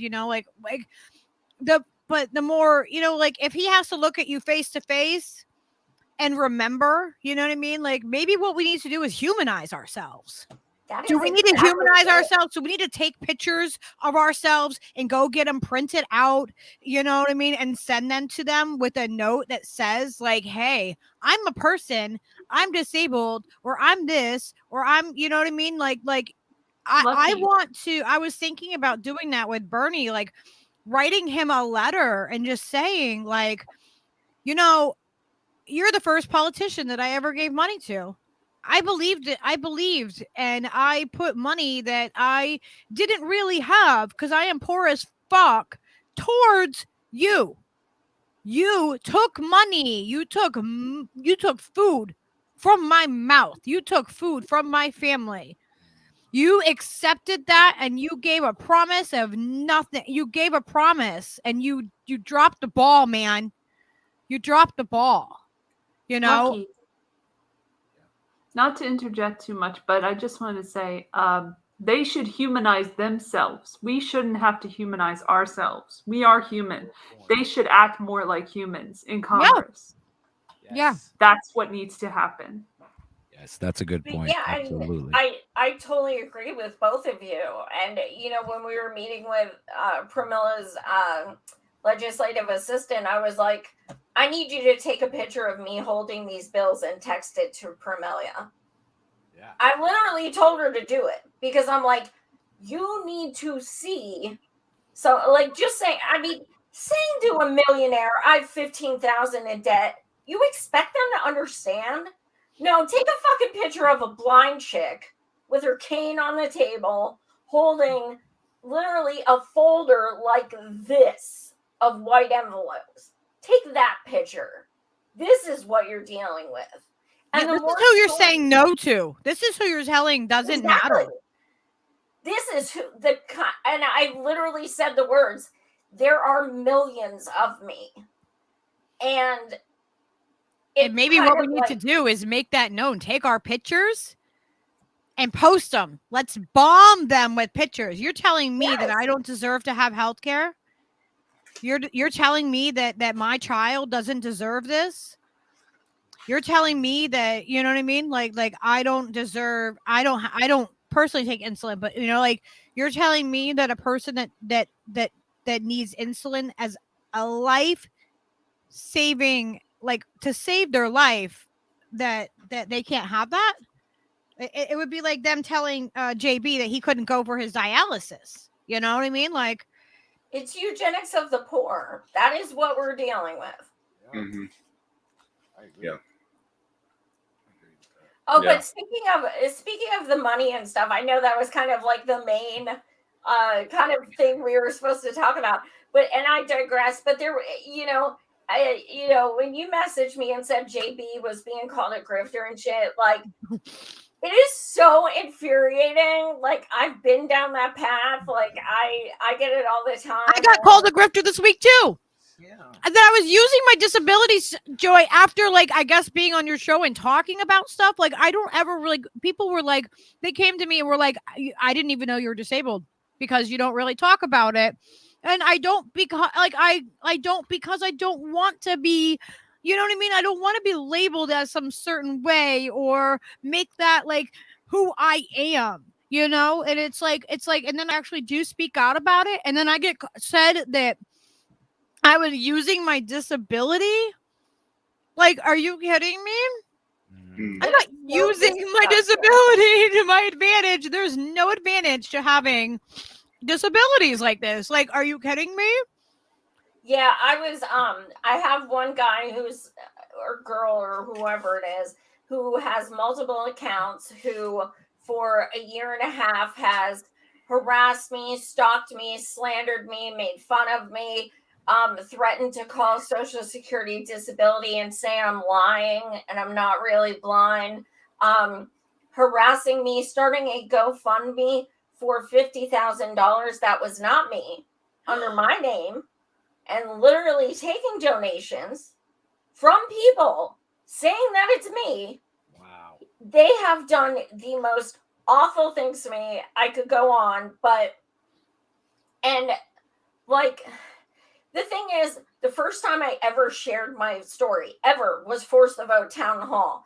I was asked to be on it the day before. I had never talked publicly about it. Oh my God, you had Steve and I crying. Like we were watching you on that live and we're like laying there like, oh my God, Joy. Like it was like real. Like you really hit us. Like when we heard that, I was just like, God, what the fuck? You know, like. Well, that's kind of, I fell into this. I didn't go, I never expected to be like a Medicare for All poster child. Like it happened.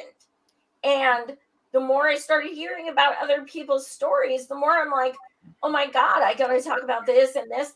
And then it got to the point where after almost 5 years, I would have had to stop doing my show. And I love doing my show. It's been almost 5 fucking years.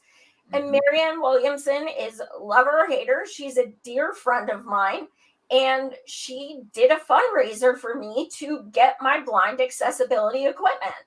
I can only read because of her. I can only do my show because of her. I'm only doing this because of her. So, yeah, she's famous. But guess what? She contacted me on the down low and was like, Joy, what can we do? What can I do?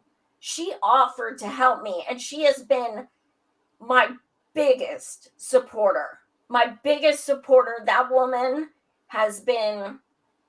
I'll cry if I talk about it. Sometimes I'm like, why are you saying that? Like in her tweets, but like as a person, I'm probably right there with you going, oh my God. Like, sometimes I'm like, Marianne, what are you doing? But like, as far as, you know, sometimes, you know, she'll text me and say, how you feeling today? And I'm like, this person has 3 million followers and they're trying to make sure that I'm okay. And she has helped me through so much. And the fact that she took it upon herself to make sure after doing a 1-hour show with me, mind you, that I can continue doing this. These are the kind of people you meet when you come out with your story. And then to have someone be like, you're a grifter. Yeah. When I did that GoFundMe that she sponsored for me, I took a receipt of every fucking thing. Like, I literally bought a keyboard and put a receipt up. I bought a mouse and put a receipt up. There was not one penny unaccounted for. Like, if you look at that GoFundMe, I haven't used it in like over a year, but if you look at it, receipts, like there must be 30 receipts on there of every penny. Nobody asked me to do it. I'm like, look, I'm just going to do it because I just don't want any shit. And how awful is it that you even have to have that mindset? I know. You know, as if like, you know, in some, because there are people out there that are doing things that are wrong, that because those are the people that there are grifters out there, it makes it harder for the people that are actually disabled that just need a little bit of help every once in a while. Like, you know, like what the hell? Yesterday. Yeah, there was one exposed yesterday who's been long you know, we've known this for quite some time, and they were finally exposed, and you know, taking money from people for false reasons and things like that. And those are the people who make us get called grifters because they lie and they take money under false pretenses and they make up stories. And their math doesn't add up, and then they play victim and all of those things. And we're finally seeing this person. It's finally coming out, something we've known for like 2 months. And we have to hold these people accountable, because that is why if someone, you know, if one of us is like, oh my God, I can't, like these glasses are killing my face. They're fucking broken. They're literally broken, but I can't afford to get new ones. And they're fucking hurting my ears so bad right now. No. What am I going to do? You know, so it's like, but people want to make up, you know, situations and take mutual aid for trips they never go on and all this shit. And it's like, it's gross. It's disgusting because you're using people.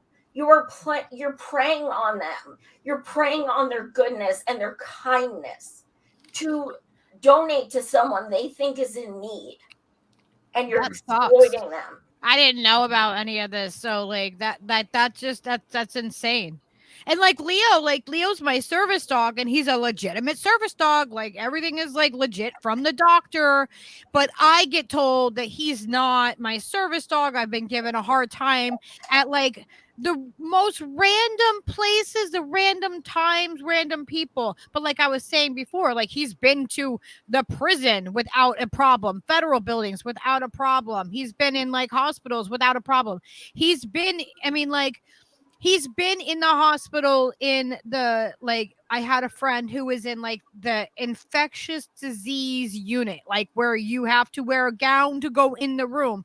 And they said, you can take him in there if you want, but we don't, you know, for your own safety, like it's up to you. And I didn't take him in there with me because we didn't know, you know what I mean? But like they couldn't, even if I was stayed at the hospital, they can't deny me him in the hospital. I have to have somebody, like if I was there overnight, he would still be with me. Someone would have to come and take him out and take care of him and do the other stuff. But like, it's federally protected by law, you know, and like there's people that buy the vests and then just, you know, my dog is a service dog or whatever. And it messes it up for everybody else who actually does have one. So like, you know, if I want to go fly, even with a legitimate service dog, like I like that gives me like a tremendous amount of anxiety. Like if I wanted to fly down to DC to do like the event with you or something, like that would be really, really hard for me because I don't know if, you know, first off, I set off metal detectors with the metal in my back. You know what I mean? Like I have that, I have all my physical stuff. And then on top of it, having my service dog with me, it's like it makes everything so much more complicated because other people have misused their animals and claim them as service dogs. And it's like it's really it makes it all the harder for me. And actually that's something I want to talk to maybe you guys that, you know, that you're all doing the Medicare for all, like trying to figure out something in some way where there is a national ID for a service animal. They say that it's protected under the American Disabilities Act, right? Like they don't have an actual plaque. Like they don't have, it's not like my handicap placard in my, you know, my van that I have for parking. You know, they say that, no, because it's protected, right? And they don't have to have anything. You don't have to have a tag on them that says they're a service animal. You don't have to have a leash on them if they're trained in that particular way. You know, like the laws are they're written to the point where they're so loose. And I understand that they're like, yeah, well, we're protecting your information and your disability by you not having an official tag or anything like that. But it's like, no, if I have a service animal, obviously I have a disability. Just like if I have a handicap tag in my van, then that means I have a disability and I have the right to park there. It's obvious. You know what I mean? Like I'm not in a wheelchair, so people don't think like, you know what I mean? Like that's not the only disabilities, you know, that people have, you know, like they don't all look like that. And so I've been segregated, and like I literally had a security guy come up to me and in my face and yell at me like he was a cop, like I was trying to sneak in like freaking a kilo into an outside festival before when I came there. And I even emailed the owner of the festival ahead of time and let him know and said, I know that I'm not required to prove this in any way, but I've been there before and I was given a hard time and I don't want to be given a hard time. So I did it as a prerequisite. I emailed him and I still was segregated and yelled at. I had a full-blown like panic attack in the middle of this festival parking lot. And like the owner knew Steve, he was supposed to be playing there in two different bands. He was supposed to be playing at this festival. We had our VIP bracelets because he, you know, I mean, we got in for free because he was playing there, and it still happened. Like it is really, really awful because people before have gone to those things and tried to do that and tried to get away with it and try to, you know what I mean? So then I got the brunt of that. And I like, you know, it's awful. And then I had then, you know, like, and then eventually we were let in and I spent the weekend feeling anxiety the entire time because I'm like, oh my gosh, this guy's going to cut this security guy that was mean to me, that got up in my face and yelled at Steve. Like, I mean, this guy was awful. Like, inches from my face, like Nearly got like really a freaking ugly. cop. Like it was pretty ugly, but it almost got a lot worse. And then it was just a complete shit show, like a completely power tripping dude who was just like, no, that's not a service animal. Like, dude, what the fuck are you talking about? You know what I mean? And he's like screaming at me, I don't give a fuck what band you're playing in. I'm like, okay. So ultimately he called the same guy that we emailed, the guy. Yeah, he got a hold of the owner. And the owner's like, well, I'm going to leave it up to you to make the right decision. He tells the guy. And I was just at that owner of the festival's like niece's party, like the weekend, like before. Like these people know us. Like it was insane. It's absolutely insane. The kind of like, you know, and that's just one time that's happened. It's happened like many times, like public venues, outside venues. And it's like, I blame the lack like of he's 7 pounds. Right. He's a 7 tiny, pounds. Well behaved. Like he is the sweetest thing ever. He is the sweetest dog. He doesn't make a peep. He doesn't bite anybody. He loves everybody. Like he has a fan club at like our local grocery store. Like there's a guy there named Max that literally buys Leo a bone every time he sees us. He calls us the Leo fam and like buys Leo a bone every time because he loves Leo. Like everybody knows him. Like Yep. it's really Yep says saying a smaller dog can't be a service animal is doggist. yeah, it is. Yeah. Sure and they is. think because he's little that he can't like it's like no, that service dogs come in all shapes and sizes. They are not all golden retrievers and German shepherds, you know. They have service cats. Yeah.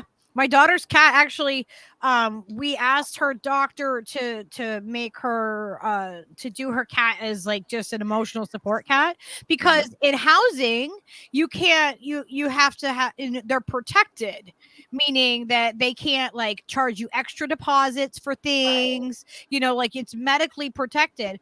And they actually they ended up making my daughter a service cat instead of a just an emotional support. They made her a service cat, which gives her even more protection. Your daughter is the a cat service doesn't cat? go the cat doesn't go anywhere with her, but she is an actual service cat.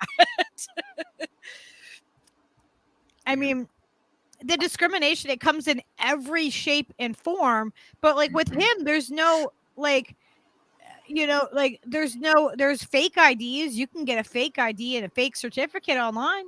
You can do that, and people do that all the time and they get away with it.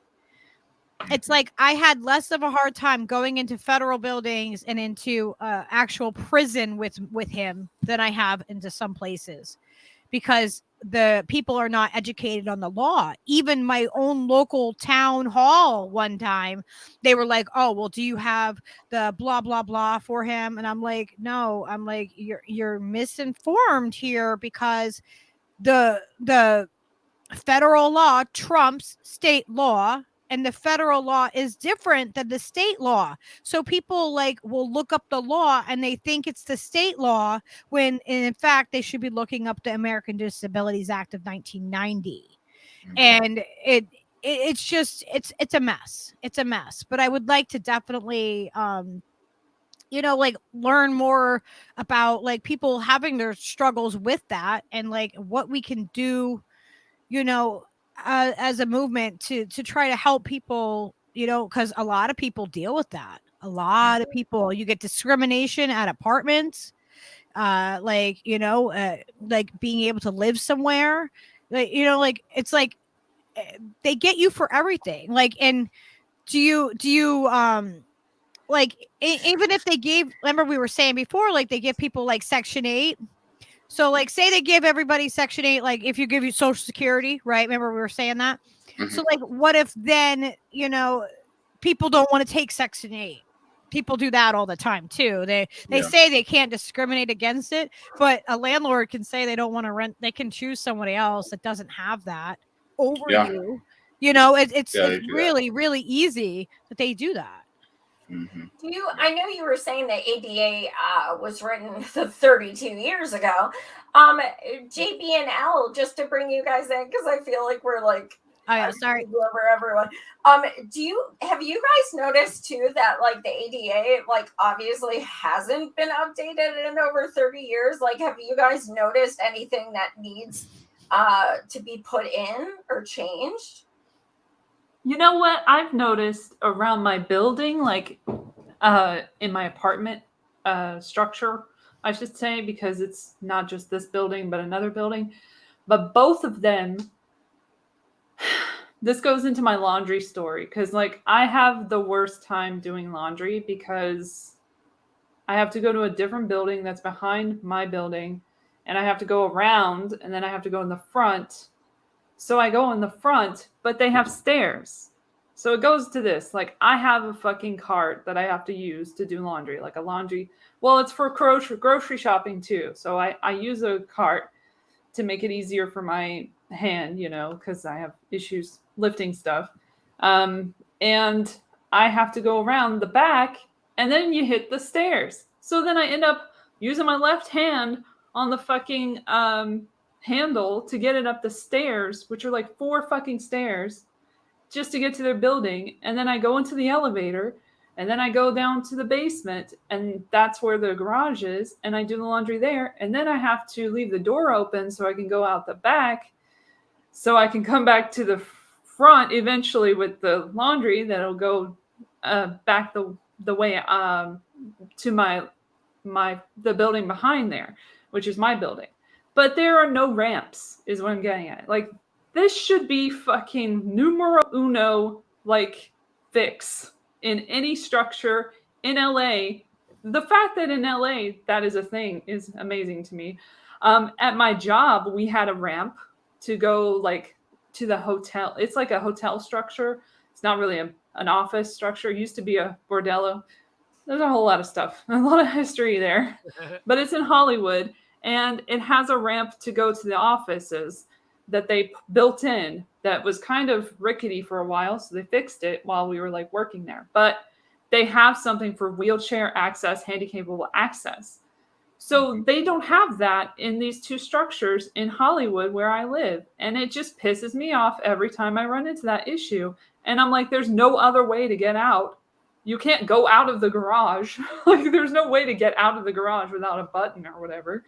And so you just kind of end up stuck doing this whole, like, every laundry day is just like a chore. It's like more than a chore than it has to be. And it just pisses me off every time, because that should just be so easy to fix, and they haven't done it. Absolutely. Forgive the sirens. It's LA. Yeah, so my experience as observing it, because my disability is invisible and I don't necessarily have mobility issues, you don't notice it as much because you don't look for it. And so with that being said, I would have to actively look to see, like, hey, this isn't wheelchair accessible or something like that, which I can go upstairs. Right. You know, it's not a thing for me. As far as, but when you're exhausted, though, it's got to feel like, I wish sometimes you wish it was a ramp, because it would be easier, right? Like it would be, yeah. Or elevators would definitely be a lot easier. Especially because for me, I suffer from exhaustion pretty quickly. So, these it's things. Not lazy. It's not lazy. It's a necessity. No, it's funny because I kind of felt bad because last year, we had got some free tickets to go to a theme park, and I went with my nephew, and we were in an area, and there was basically this elevator, and it was supposed to be for disabled people, wheelchairs, and strollers only. And I kind of felt bad that I, was going to utilize them, but I was like, look, I'm a dialysis patient. I am completely exhausted, and I was breathing hard. It was just, I was winded, and they were nice enough to let me get on. And my nephew and his friends went on with me, but somebody could have been like, you don't look disabled, and just made me go up those stairs, and it was, it would have been rough, but fortunately that person was understanding and they allowed me on. But people just don't realize sometimes. But you shouldn't have to explain it either. You know what I mean? It should just be like, yeah, I'm disabled. I'm using the disabled elevator. But of course, people they give you the side eye because they wonder if you're lying or not. Right. Right. So then they'll be like, oh, well, they just don't trust you because they feel like, people are just trying to get over on them. And I think that's one of the reasons why there's also a lot of red tape surrounding disability. But what they don't realize is, who cares if a couple people game the system? It is minuscule compared to the people it helped. Right. Exactly. Because the thing is, people don't realize, well, who's gaming the system the most? You don't look at the billionaires who don't pay their taxes and they're gaming the system. I know, right?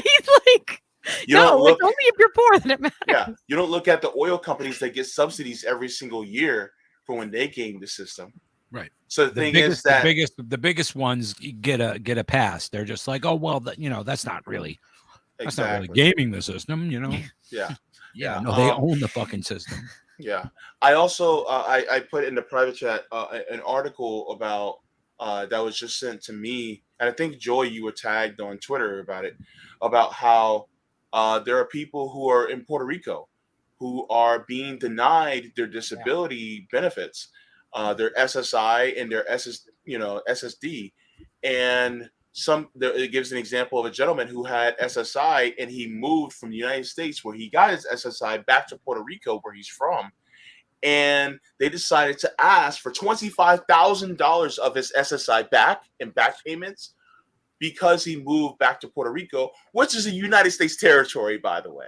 Wow. It's insane. It's insane. Yeah, I pulled it up. I saw that you put that in there. That's horrible. I had it ready. Yeah. So Puerto Ricans who are essentially American United States citizens, they cannot get their Social Security disability, even though they can vote for representatives and vote for the president, but yet they can't get these benefits at all. Yeah, it's like, they're just those island colonists. We don't have to take care of them at all, Yeah. Yeah, it says in an 8-1 vote, the Supreme Court rejected an appeal by a resident of Puerto Rico who is seeking to receive the same supplemental security payments he received when living in the U.S. mainland. Are you fucking? So far. Oh my God. Puerto Ricans and residents of other 4 overseas American territories of American Somalia, Guam, Northern Marianas Island, and the U.S. Virgin Islands are American citizens or American nationals in the case of American Somalia, but do not receive the same access to U.S. government benefits according to other citizens if they live in their home territory. What the fuck? Yeah. It's like, are you kidding me? Yeah. Messed up. Yeah, they wanted to recoup $25,000 he received from the program. That is insane. Oh, I'm sure he saved it all, and you could just give it right back. Yeah, why would he spend his money? Yeah. I always wonder, like, the amount of money. Like, so how much is $25,000 to a rich person compared to how much it is for us? You know what I mean? Like if you actually had a calculator to how much would that be for them? Average out what it really means. It's like 3 years of Social Security. Yeah. That's a vast amount of money for anybody who lives below the poverty line or around it. Yeah. You know what I mean? It's a tremendous amount of money. Oh, that's even if you make 50 grand a year, you know what I mean? That 25 grand, that's half of that. That's a chunk, Yeah. That I actually have a similar story to that. So I was working full time and going to dialysis 3 days a week. About 3 years ago. And so 4 days a week, I would do 10 to 12 hour days, 40 hours a week. And then I would have dialysis 3 days a week. So 3 and 4 make 7. So 7 days a week, I was either at dialysis or at work. Right? I did that for 2 years straight. Jesus. No breaks. How? And so I was working, trying to supplement my income because disability didn't pay enough. Right. And I was told, because I had asked the lady that if I worked while on disability, she said, well, every single dollar that you go over, Social Security will take 50 cents away, blah, blah, blah, whatever. And I asked the lady if that was true. She was like, yeah. Well, come to find out, that's only true. I think if you're getting Social Security retirement or something like that, something else. It wasn't true. Wow. So according to Social Security, if you earn outside of the approved window, which for me was like, $1,200, if you make 1 cent over that amount, they take your entire disability benefits away. Yep. So with that being said, even if you went over like $2, you're done. Your primary source of income is gone. Wow. With that being said, that happened to me. They took mine away. Oh. So I had to make a GoFundMe to help me make my rent. And then now I have to pay back Social Security disability, even though I'm still getting my disability benefits, but they minus a certain amount every single month. I still have about another 18 years to pay this money off. Jesus. So with that being said, guess what? The system is designed to keep you down. Yeah, man. So I can't supplement my income like I really need to. No. So it's like, so what do? This is why I have a GoFundMe in my pinned tweet, because I can't afford to live on Social Security alone. Look, here's the crazy part. I'm damn near 38. I'm going to be 42, so we're not far. And my mother lives with me because I can't afford to live on my own. My mother can't afford to live on her own. Mm-hmm. You're lucky that you have each other. Yeah. Because some people don't even have, like, you know, a family to split. You know what I mean? Like, some people don't even have that. Yeah. But so let's be real. That's lucky. Like, But here's you know, I'm not that old. You know, I still got some spring in my step. And when and look. When it comes to dating, I try to get it in when I can fit it in. You know what I'm saying? But it makes it a little hard when you're living with your mother. Yeah, that could be hard. You know, you can't be doing that. So guess what? It goes into my social engagements are not as frequent as I would like for them to be. Yeah. You know what I'm saying? Yeah. But even still, I can't have my own. You know what I mean? You can't have your own, you know, when you're disabled, because you just don't have you can't afford to live on your own. Yeah. Now, I know that the whole living on your own thing is sort of a capitalist construct where they actually want you to be able to, you know, buy multiple houses and things like that. I get that. But for me, as far as having my independence as a grown man, I can't have it because I can't afford it. You know what I mean? Yeah. And so it just makes it extremely difficult, because try dating while being disabled. Right. Let's hard. Talk about that. It's really, that was, you know? I mean, that was hard. It was always a hard thing for me. And then being disabled, a single mom raising my daughter by myself. Ooh, Let me tell harder. you. Yeah, that was freaking hard as hell. I did that by myself. And even when I was married to her dad, he wasn't there. He wasn't my partner. He wasn't her dad. I raised her singly by myself with having when I was married, and it was an abusive relationship. So, you know, like, fucking talk about overcoming fucking everything. You know, he used to say to me, well, where are you going to go? How are you going to afford it? How are you going to do it on your own? Yeah. Like, I would so I've dealt with, not only, you know, he married me knowing that I was in the condition that I was in. You know, he knew me before my car accident. He knew I would never probably like work a regular, any kind of full-time job in my life. But then it was used against me, and that was put on, he had that on me too. And then refused to help me figure out I don't have family, I was doing everything on my own. It was just him and I was stuck in that relationship. And for 7 years, needing a second back surgery, and having Skyla, she was little. So I was stuck between a rock and a hard place. So I have permanent damage because he wouldn't help me figure out how to get the care. Because when I'm talking back surgery, I'm talking you're in the hospital for 5 days straight. You're waking up on a morphine drip and you're learning to stand up and walk again. Ooh. So it wasn't it wasn't just something simple, you know. I'm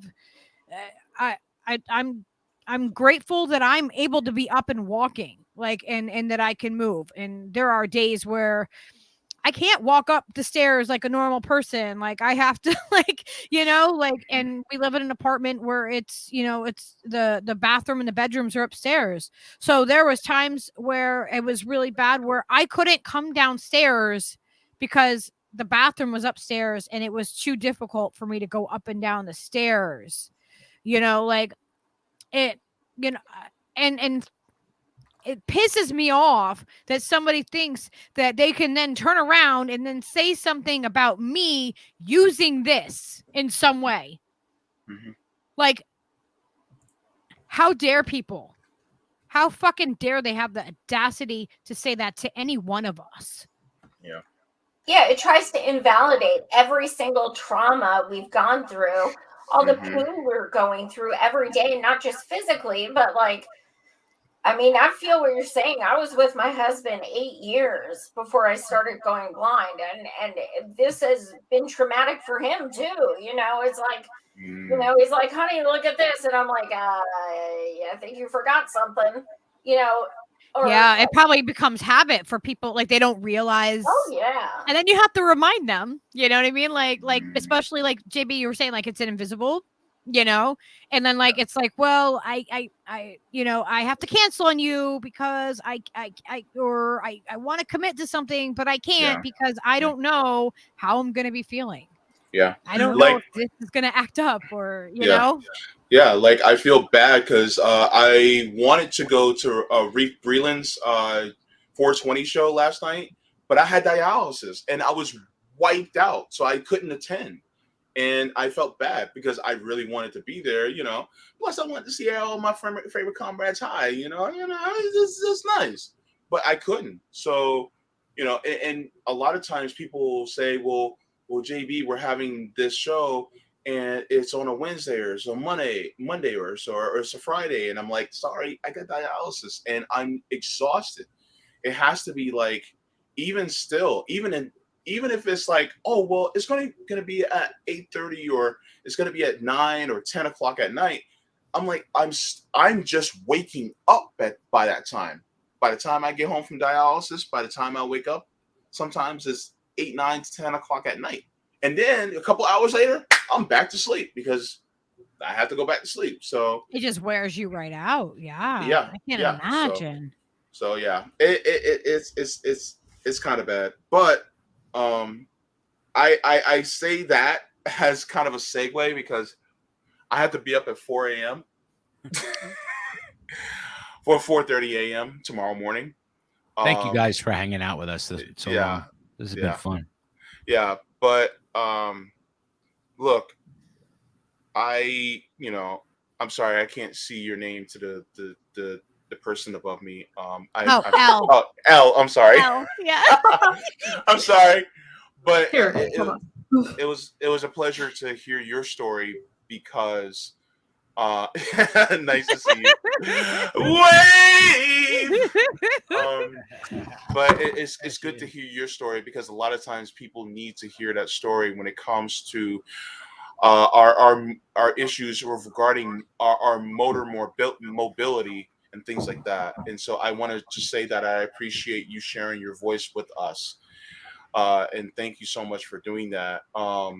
Lucky and Steve, thank you so much for sharing your story. And a lot of times, between Lucky and Joy, we don't even talk about how it affects our significant others when we have a disability. It's like we talk about how it affects us, but also our significant others and how it may affect them and how it changes their lives too, and they have to adapt. And I mean, my daughter's been raised helping me. Yeah. I mean, that's been taken from her. Yeah. And that's something that we have to talk about. Me with my boyfriend, he has to, deal with me being on dialysis. And so that is, a significant thing for him to have to deal with, and then, I help raise my nieces and nephews, and 3 days a week, they knew that they had to be super quiet because if Uncle Jay came home, we couldn't be loud because he got home and he had to rest from dialysis. Right. But that wasn't really fair for them as 2, 3, and 4-year-olds having to learn to be quiet when I got home. You know what I mean? So that wasn't really fair for them. And so we also have to take into consideration the families of disabled people and how they have to have a shift in their lives when it comes to things like that. And so I just want to thank, from the top and bottom of my heart to all of you for sharing your stories. I mean, Joy, I've heard your stories many times before, and it still squeezes my heart because you're still new to this, and it's still something that we have to fight for. And I honestly, you don't want people to have to fight for it. Even if you're going through it, you still don't want to see other people suffer. Right. And look, as badass as you are, Joy, as badass as you are, I know it still hurts your heart to see other people still go through it as much as you go through it. So I just want to thank you for that too. Steve, the disembodied voice, the voice of the Lord. Yes, my son. He's a unicorn. Ooh, A rainbow unicorn. Just hit me, give me shivers, making me want to do a shimmy, Steve. Wait. Say Mufasa. Mufasa. Ooh. The James Earl Jones going. I want to do that dance video. Oh yeah. Yeah. Oh, y'all don't want to see me dance. Y'all be spitting out your drinks. Oh my Y'all gosh, have I milk love coming through your dancing. nose. What I happened? love dancing. We're gonna have to have a dance party. It's just we're gonna have to have it. Yes. I want to thank all three, four of you beautiful people for hanging out with us, and all y'all in the chats. Thank you very much. This has been a blast. Oh, wait. We got to do it together, Joy. We do it with me. We got to. Oh, put it Lady Alice, I together. wanted to let you know. No, the Leo is an actual service dog. He's not an emotional support dog. There is a difference. I know that, but no, he is an actual service dog. He's a trained service dog. He's a train Can I point something else out? Yeah. We can be emotional support comrades. That's a form Yes. of mutual aid for one another. That's what we do here. You're damn straight. That's what we try to do here. Is Yep. Yeah. check So in just with people and Put that out there. right on. on. Just once in a while, make sure to, even if it's in a tweet, if it's in a DM, just be like, hey, I just wanted to let you know that I'm thinking about you. You're on my mind, and I hope just you and yours are doing well. Just something short and sweet and simple. And as we continue to do that for each other, I'm gonna make sure I reach out to all y'all. Elle, make sure that we're following each other on Twitter, but we just got to make sure we do that for each other because we save us and we need us. Yes, we do. And be there for if someone tells you that they're going through some shit, if someone's telling you something and they're coming at if they're we need to support each other when it comes to other people. When shit's going down, we need to show our support to the person that's being attacked, the person that is, we really, really need to do that. Mm-hmm. We need to not walk away from it and just say, oh no, it's just drama. We need to show support, at least. We don't have to get all inside of it, but we can at least just acknowledge and say, yeah, that's not solidarity okay. is key. That solidarity all and you beautiful support, people. it really needs to happen. Be kind to each other. Yeah. Yep. Exactly. Yeah. Just like y'all been kind to me. You beautiful people. Absolutely. I know we talked, JB, we talked about doing a stream together on New Year's. We're finally getting around to it. That was when Sabby and Rome and everybody, it was the New Year's celebration thing that we did. So I'm so glad that we're able to do it finally. Mm-hmm. Yeah. Everybody, please like it and share the content out. We're trying to grow the channel. We've been suppressed super bad. We just got over a strike, and YouTube has been awful to us, JB. So we're broadcasting on Rumble and Odysee. Yeah, we are on Rumble and Odysee though. After they gave us that strike, I was like, no, we're streaming to Rumble, and we're gonna stream to Odysee, and we're gonna stream to all the places because eventually they're not going to let us be on here. We're speaking too much truth and too much mutual aid of the soul. Speaking of which, you all tell everybody where to find your work and tell everybody what you have coming up and where to find you. Who first? You want to go, Jayb? You. Ow. I was trying to let my comrades go first. I talk too much. That's how we are. We want to let the other go first. We are always thinking of other people. That's how great we are as a community. And we gave everybody a wrench here, so everybody has the freedom of speech in here because YouTube likes to censor the weirdest shit, and everybody can follow each other and drop your links in there. So make sure you guys all do that. I dropped a link before to an old music video when we were talking about Medicare and like the government and shit and forced events of things that are medical in nature. And we were talking about medication, and you were talking about all these drugs and stuff and the big pharma. But there's an old song that's obviously on a label, so how great is it? But it has a music video that's pretty good from Theory of a Dead Man, which is the band, and it's called RX or Medicaid. And it's pretty appropriate for what we're dealing with right now with the cannabis discussion and stuff. So I wanted to say that we were doing a stream this past weekend and or Sunday, and they disrupted it twice, YouTube. So that's just another thing that they're doing for copyright. They froze our screen. We got the black screen violation that says it's a policy violation. It happened in the middle of our stream twice.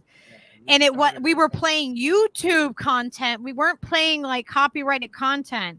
And they got us twice. So be really careful, guys. It was just guys. really popular at the time, and it was Elon, so we just couldn't watch it. And I even selected but they didn't take it down from it. They didn't. I know. We just wrote it out because Weird. we were streaming to 3 places. To get around it, I share the video on my Twitter and pull up my Twitter. Therefore, really? I'm not showing anything from YouTube. I'm showing it from Twitter. Yeah. Does that work? So silly, but That's a good workaround. Yeah. Work. I could do that. I can put it in a DM and then do it like I have done it in the past that way. That seems like a good workaround if that's really you should be able to have fair use. Yeah, but if that's really the criteria of what YouTube is trying to snag you on is replaying their content, then you are kind of getting around it. So but if it's it's crazy if it's from a different YouTuber, if another YouTuber can play the same content and you know what I mean, then I don't know. Rules for different people, apparently. It is. So. They go after. Their algorithm is different, I guess. I don't know how that works. We have a different algorithm, Elle. Yeah, our algorithm isn't popular enough. Yeah, no, we're definitely not. All right. Unpopular. But anyway, so I do that show on Sundays, Jay, and I do my own podcast, which is the Super Awkward Funcast. So if you want to hear me really in my element. Check that out every end of the month pretty much, and it's just like a monthly wrap up of all the bullshit that we're dealing with, and I sift through it with factual information from sometimes mainstream sources just for the fuck of it, but also like deep dives. I do deep dives into like World Economic Forum, World Government Summit, the Munich Security Conference that happened with Bill Gates and everybody. I watch that shit so other people don't have to, and then I talk about it, and then I send them the links so they can verify the information themselves, a la the truth seekers in the community who just share information and want people to be informed. And then we did an episode recently after the Will Smith situation. Lucky and I did an episode last time, and it was because really I was blocked. I was into Will Smith and Chris Rock. So stuff that you don't hear anywhere else, I talk about there. The ins and outs of every topic you can think of, including Klaus Schwab, of course, and the Das Forum and everything. Like you won't see anyone else talking about Das Forum like I have, which is the documentary about the World Economic Forum that came out a couple of years ago. Pre-pandemic. And so a new episode is going to focus on probably like all the bullshit surrounding like inflation and the Ukraine crisis, like where they need our money so badly that they're asking for it every month. since the beginning of this war. And then also, Biden's whatever the fuck's going on there, him shaking no one's hand again, like the weird things he's saying, and they have to cover it up.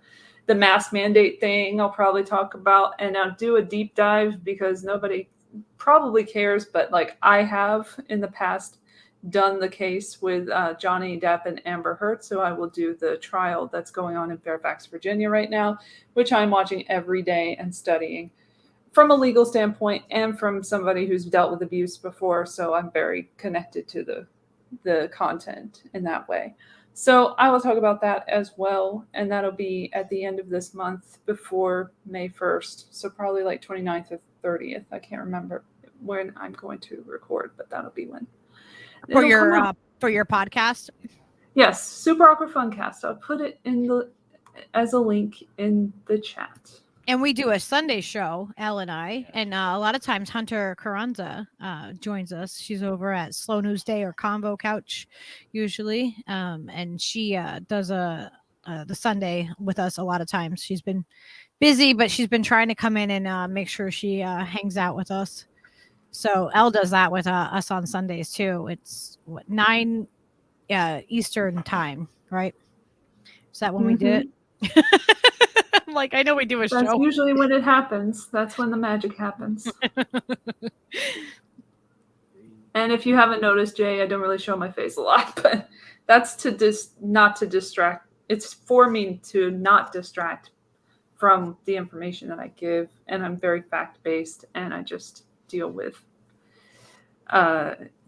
sharing that info and not worrying about being the face of anything. So not that I'm saying anyone else is the face of anything. I'm just saying I don't like to show my face. What you trying to say, Elle? That was great. Some people have better faces than others for TV.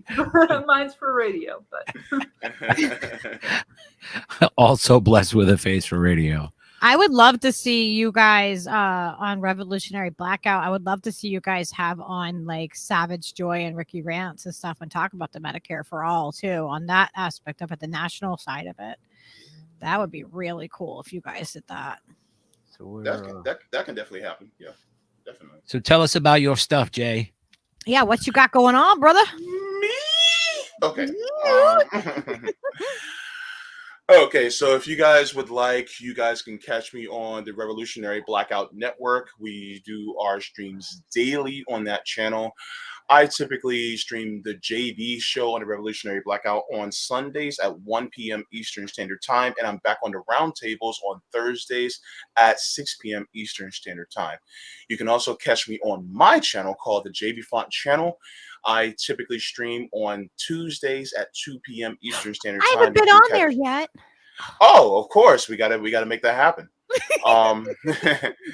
But I also stream there on Tuesdays at 2 p.m. Eastern Standard Time, and you can catch me there. Sometimes I also stream at different times talking about different subjects, but you can also catch the Jayb Font channel also on all your major podcast platforms, Google, Apple, Podcast, Spotify, things like that. So that's where you can catch me. Mm-hmm. You are everywhere. Everywhere. So I'm all over the place too. I've my show Savage Story Man is on YouTube and Rockfin. My shitlib parody book is savageandpat.com. I do a show with two co-hosts, Logan and Andrew. Monday nights is called Postmortem Breakdown. And then I do other shows myself the rest of the week. And then I do a monthly show with Romplicone. And I just started a Substack last week and did 2 articles within 2 days. So first one is called that's awesome. Sorry Pores. So you get the idea of what it's about. Trashing Biden is always fun. So the first 2 are kind of about disability and healthcare and such. Look at that! Yes, Queen! Yes, Queen! You didn't think I had it, did you? You're gonna sign this book. I don't care. I don't care if you just have to put some ink on your hand and put one stamp on it. I don't care. You signing this book. Of course. Of course. That's awesome. Mhm. Oh my Mhm. god, I love it. Yeah, definitely subscribe to my Substack too, because I just created it, and Hell so yeah. I need subscribers. My next article I'm writing now is going to be about imperialism and the Nazis in Ukraine, and I stand with Ukraine flags everywhere. Oh, fabulous. Oh, Because I get- there's not enough popularity with the Nazis currently. You know what? People, You're right. oh my god! I wonder how many people thought They your got a blue bad hair rap, you and know? thought like you were part of the Ukraine. Oh my god! Oh, Now all I right. need to No. dye my And then the hair. yellow in the Oh background. my yeah. god! Now I see the yellow and the blue. Oh my god! I wonder how many people were like, "Oh, it's."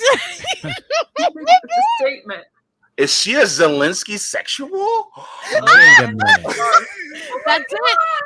You're called out, Joy. Never wearing this You heard it stuff here again. first. No. I love the infiltrating blue and the yellow media together scene. too. I love the Is it color. Azov? What is going on here? Oh my god! Surprise! Guess what, you guys? She's gonna be like, I'm not wearing yellow again until I change my hair color. They ruin colors. You should just do half and half, like blue on one side and yellow on the other. Oh my Full on god. virtual signal, That is oh my I wonder if people are gonna do that next. Oh, I bet people already have. I'm probably way slow. To I have a question point that though. out. Okay, before we go, last question. Do you know where the warehouse is that they have all the virtue signal shit at? Because they pulled that shit out of nowhere. Whenever They you had need flags, Like the Ukraine stuff at the what was it? The State of the Union. Oh, All of yeah. a sudden, they had all the little flags. it's like, They boom. had the pins. They had the ribbons, the clothes. They They had have a merch. warehouse of virtue signel shit, like where they just like, oh, Where's Virtue the mom? merch That little .com. girl was me, and within an hour, all the T-shirts were up. yes, like, Yes.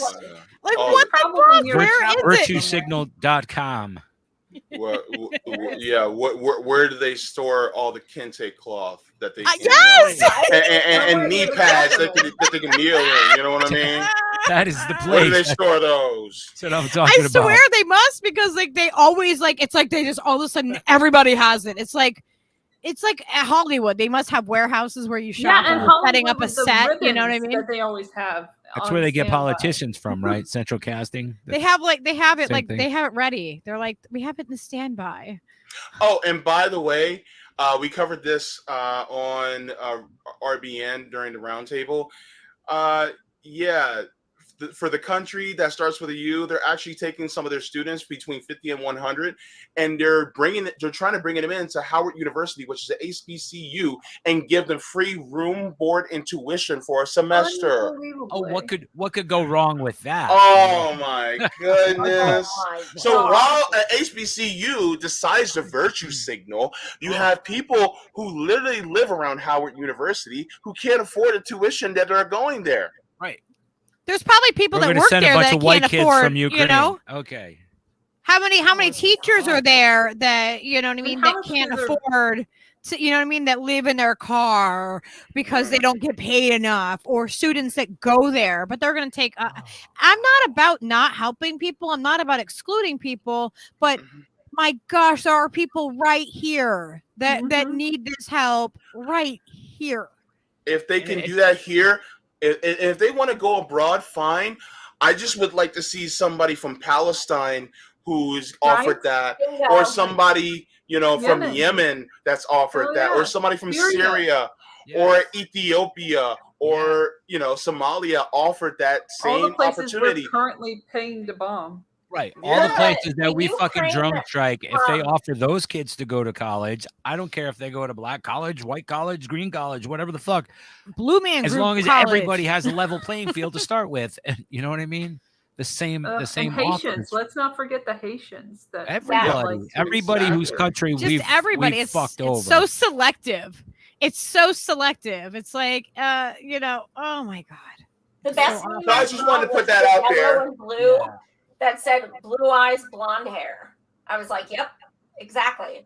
That's what it is. What if you have blue hair and blonde eyes? Yeah. Can we do that? What about Blonde eyes. Then you might have Yeah, John. like yellow eyes. Yellow eyes. Get Look checked. at yellow eyes. I'm I just think that's jaundice. You might have a liver disease. I don't know. yeah. You know what's funny though? The flag of that country that starts with a U, it has blue and blonde. Uh-huh. It does. Just Irony. like the people that they prefer. So Kind of does on the nose. Swedish too. Sweden's flag is the same colors. Right. Aren't they opposite though? Like It's a cross. It's not Yeah. the same. You know what I mean? But the same It's supposed to colors. be And it's like blonde sky I hair, like and those the- colors something. together. kind of on the nose, people. Yeah. Well, thank you, But also, everybody. they were the ones. Oh, go that ahead. country. That country was the one that was not letting black people out of their Africans. country. Yeah. So They're not or, letting. sorry, black Africans. Literally. Sorry. No offense, but they were not letting a certain group of people out of their country to safety, Yeah, I see that. Yeah. and yet they want to come here and mooch off of. We're already broken. Like You we're know? so we're fucked. So It's pretty let's wild. like help each other out. You know what I mean? Like let's help each other, support each other, check in with each other, make sure Mhm. that we are okay. Yeah. And everybody should also please go over to Steve Cutler Live. He's connected on my YouTube. Mhm. He's a rainbow unicorn, you guys. He is. At least sometimes. He does. Yeah. He does music I've- streams over there, and yeah. Oh yeah. There's irony in the fact that oh yeah. There's Oh. irony one? in the That one? fact that Yeah, there it Ukraine is. has been traditionally for 1,000 years the place where imperialists and imperial fucking people fight each other. Like that's been the battleground right there, like over and over. Like history repeats itself constantly. And also, before I forget, we are trying to get over onto Rockfin. So we are asking everybody to share the content at Rockfin. Let them know that the Fearlessly Authentic podcast should be over on Rockfin. Don't exclude people. Let's be inclusive in our community, and give us a place where they aren't censoring people. Because censorship, fuck censorship. All right, I'm gonna play our little outro. All right. Thanks, guys. Thank you Nice so meeting much. you. Super See nice. you real soon. Love you. We'll see you soon. Forehead kid. Hydrofield cuts through my neighborhood. Somehow that always just made me feel good. And I can put a spare bulb in my hand, light up my yard. Late at night when the wires in the walls sing in tune with the din of the falls. I'm conducting it all while I sleep to light this whole town.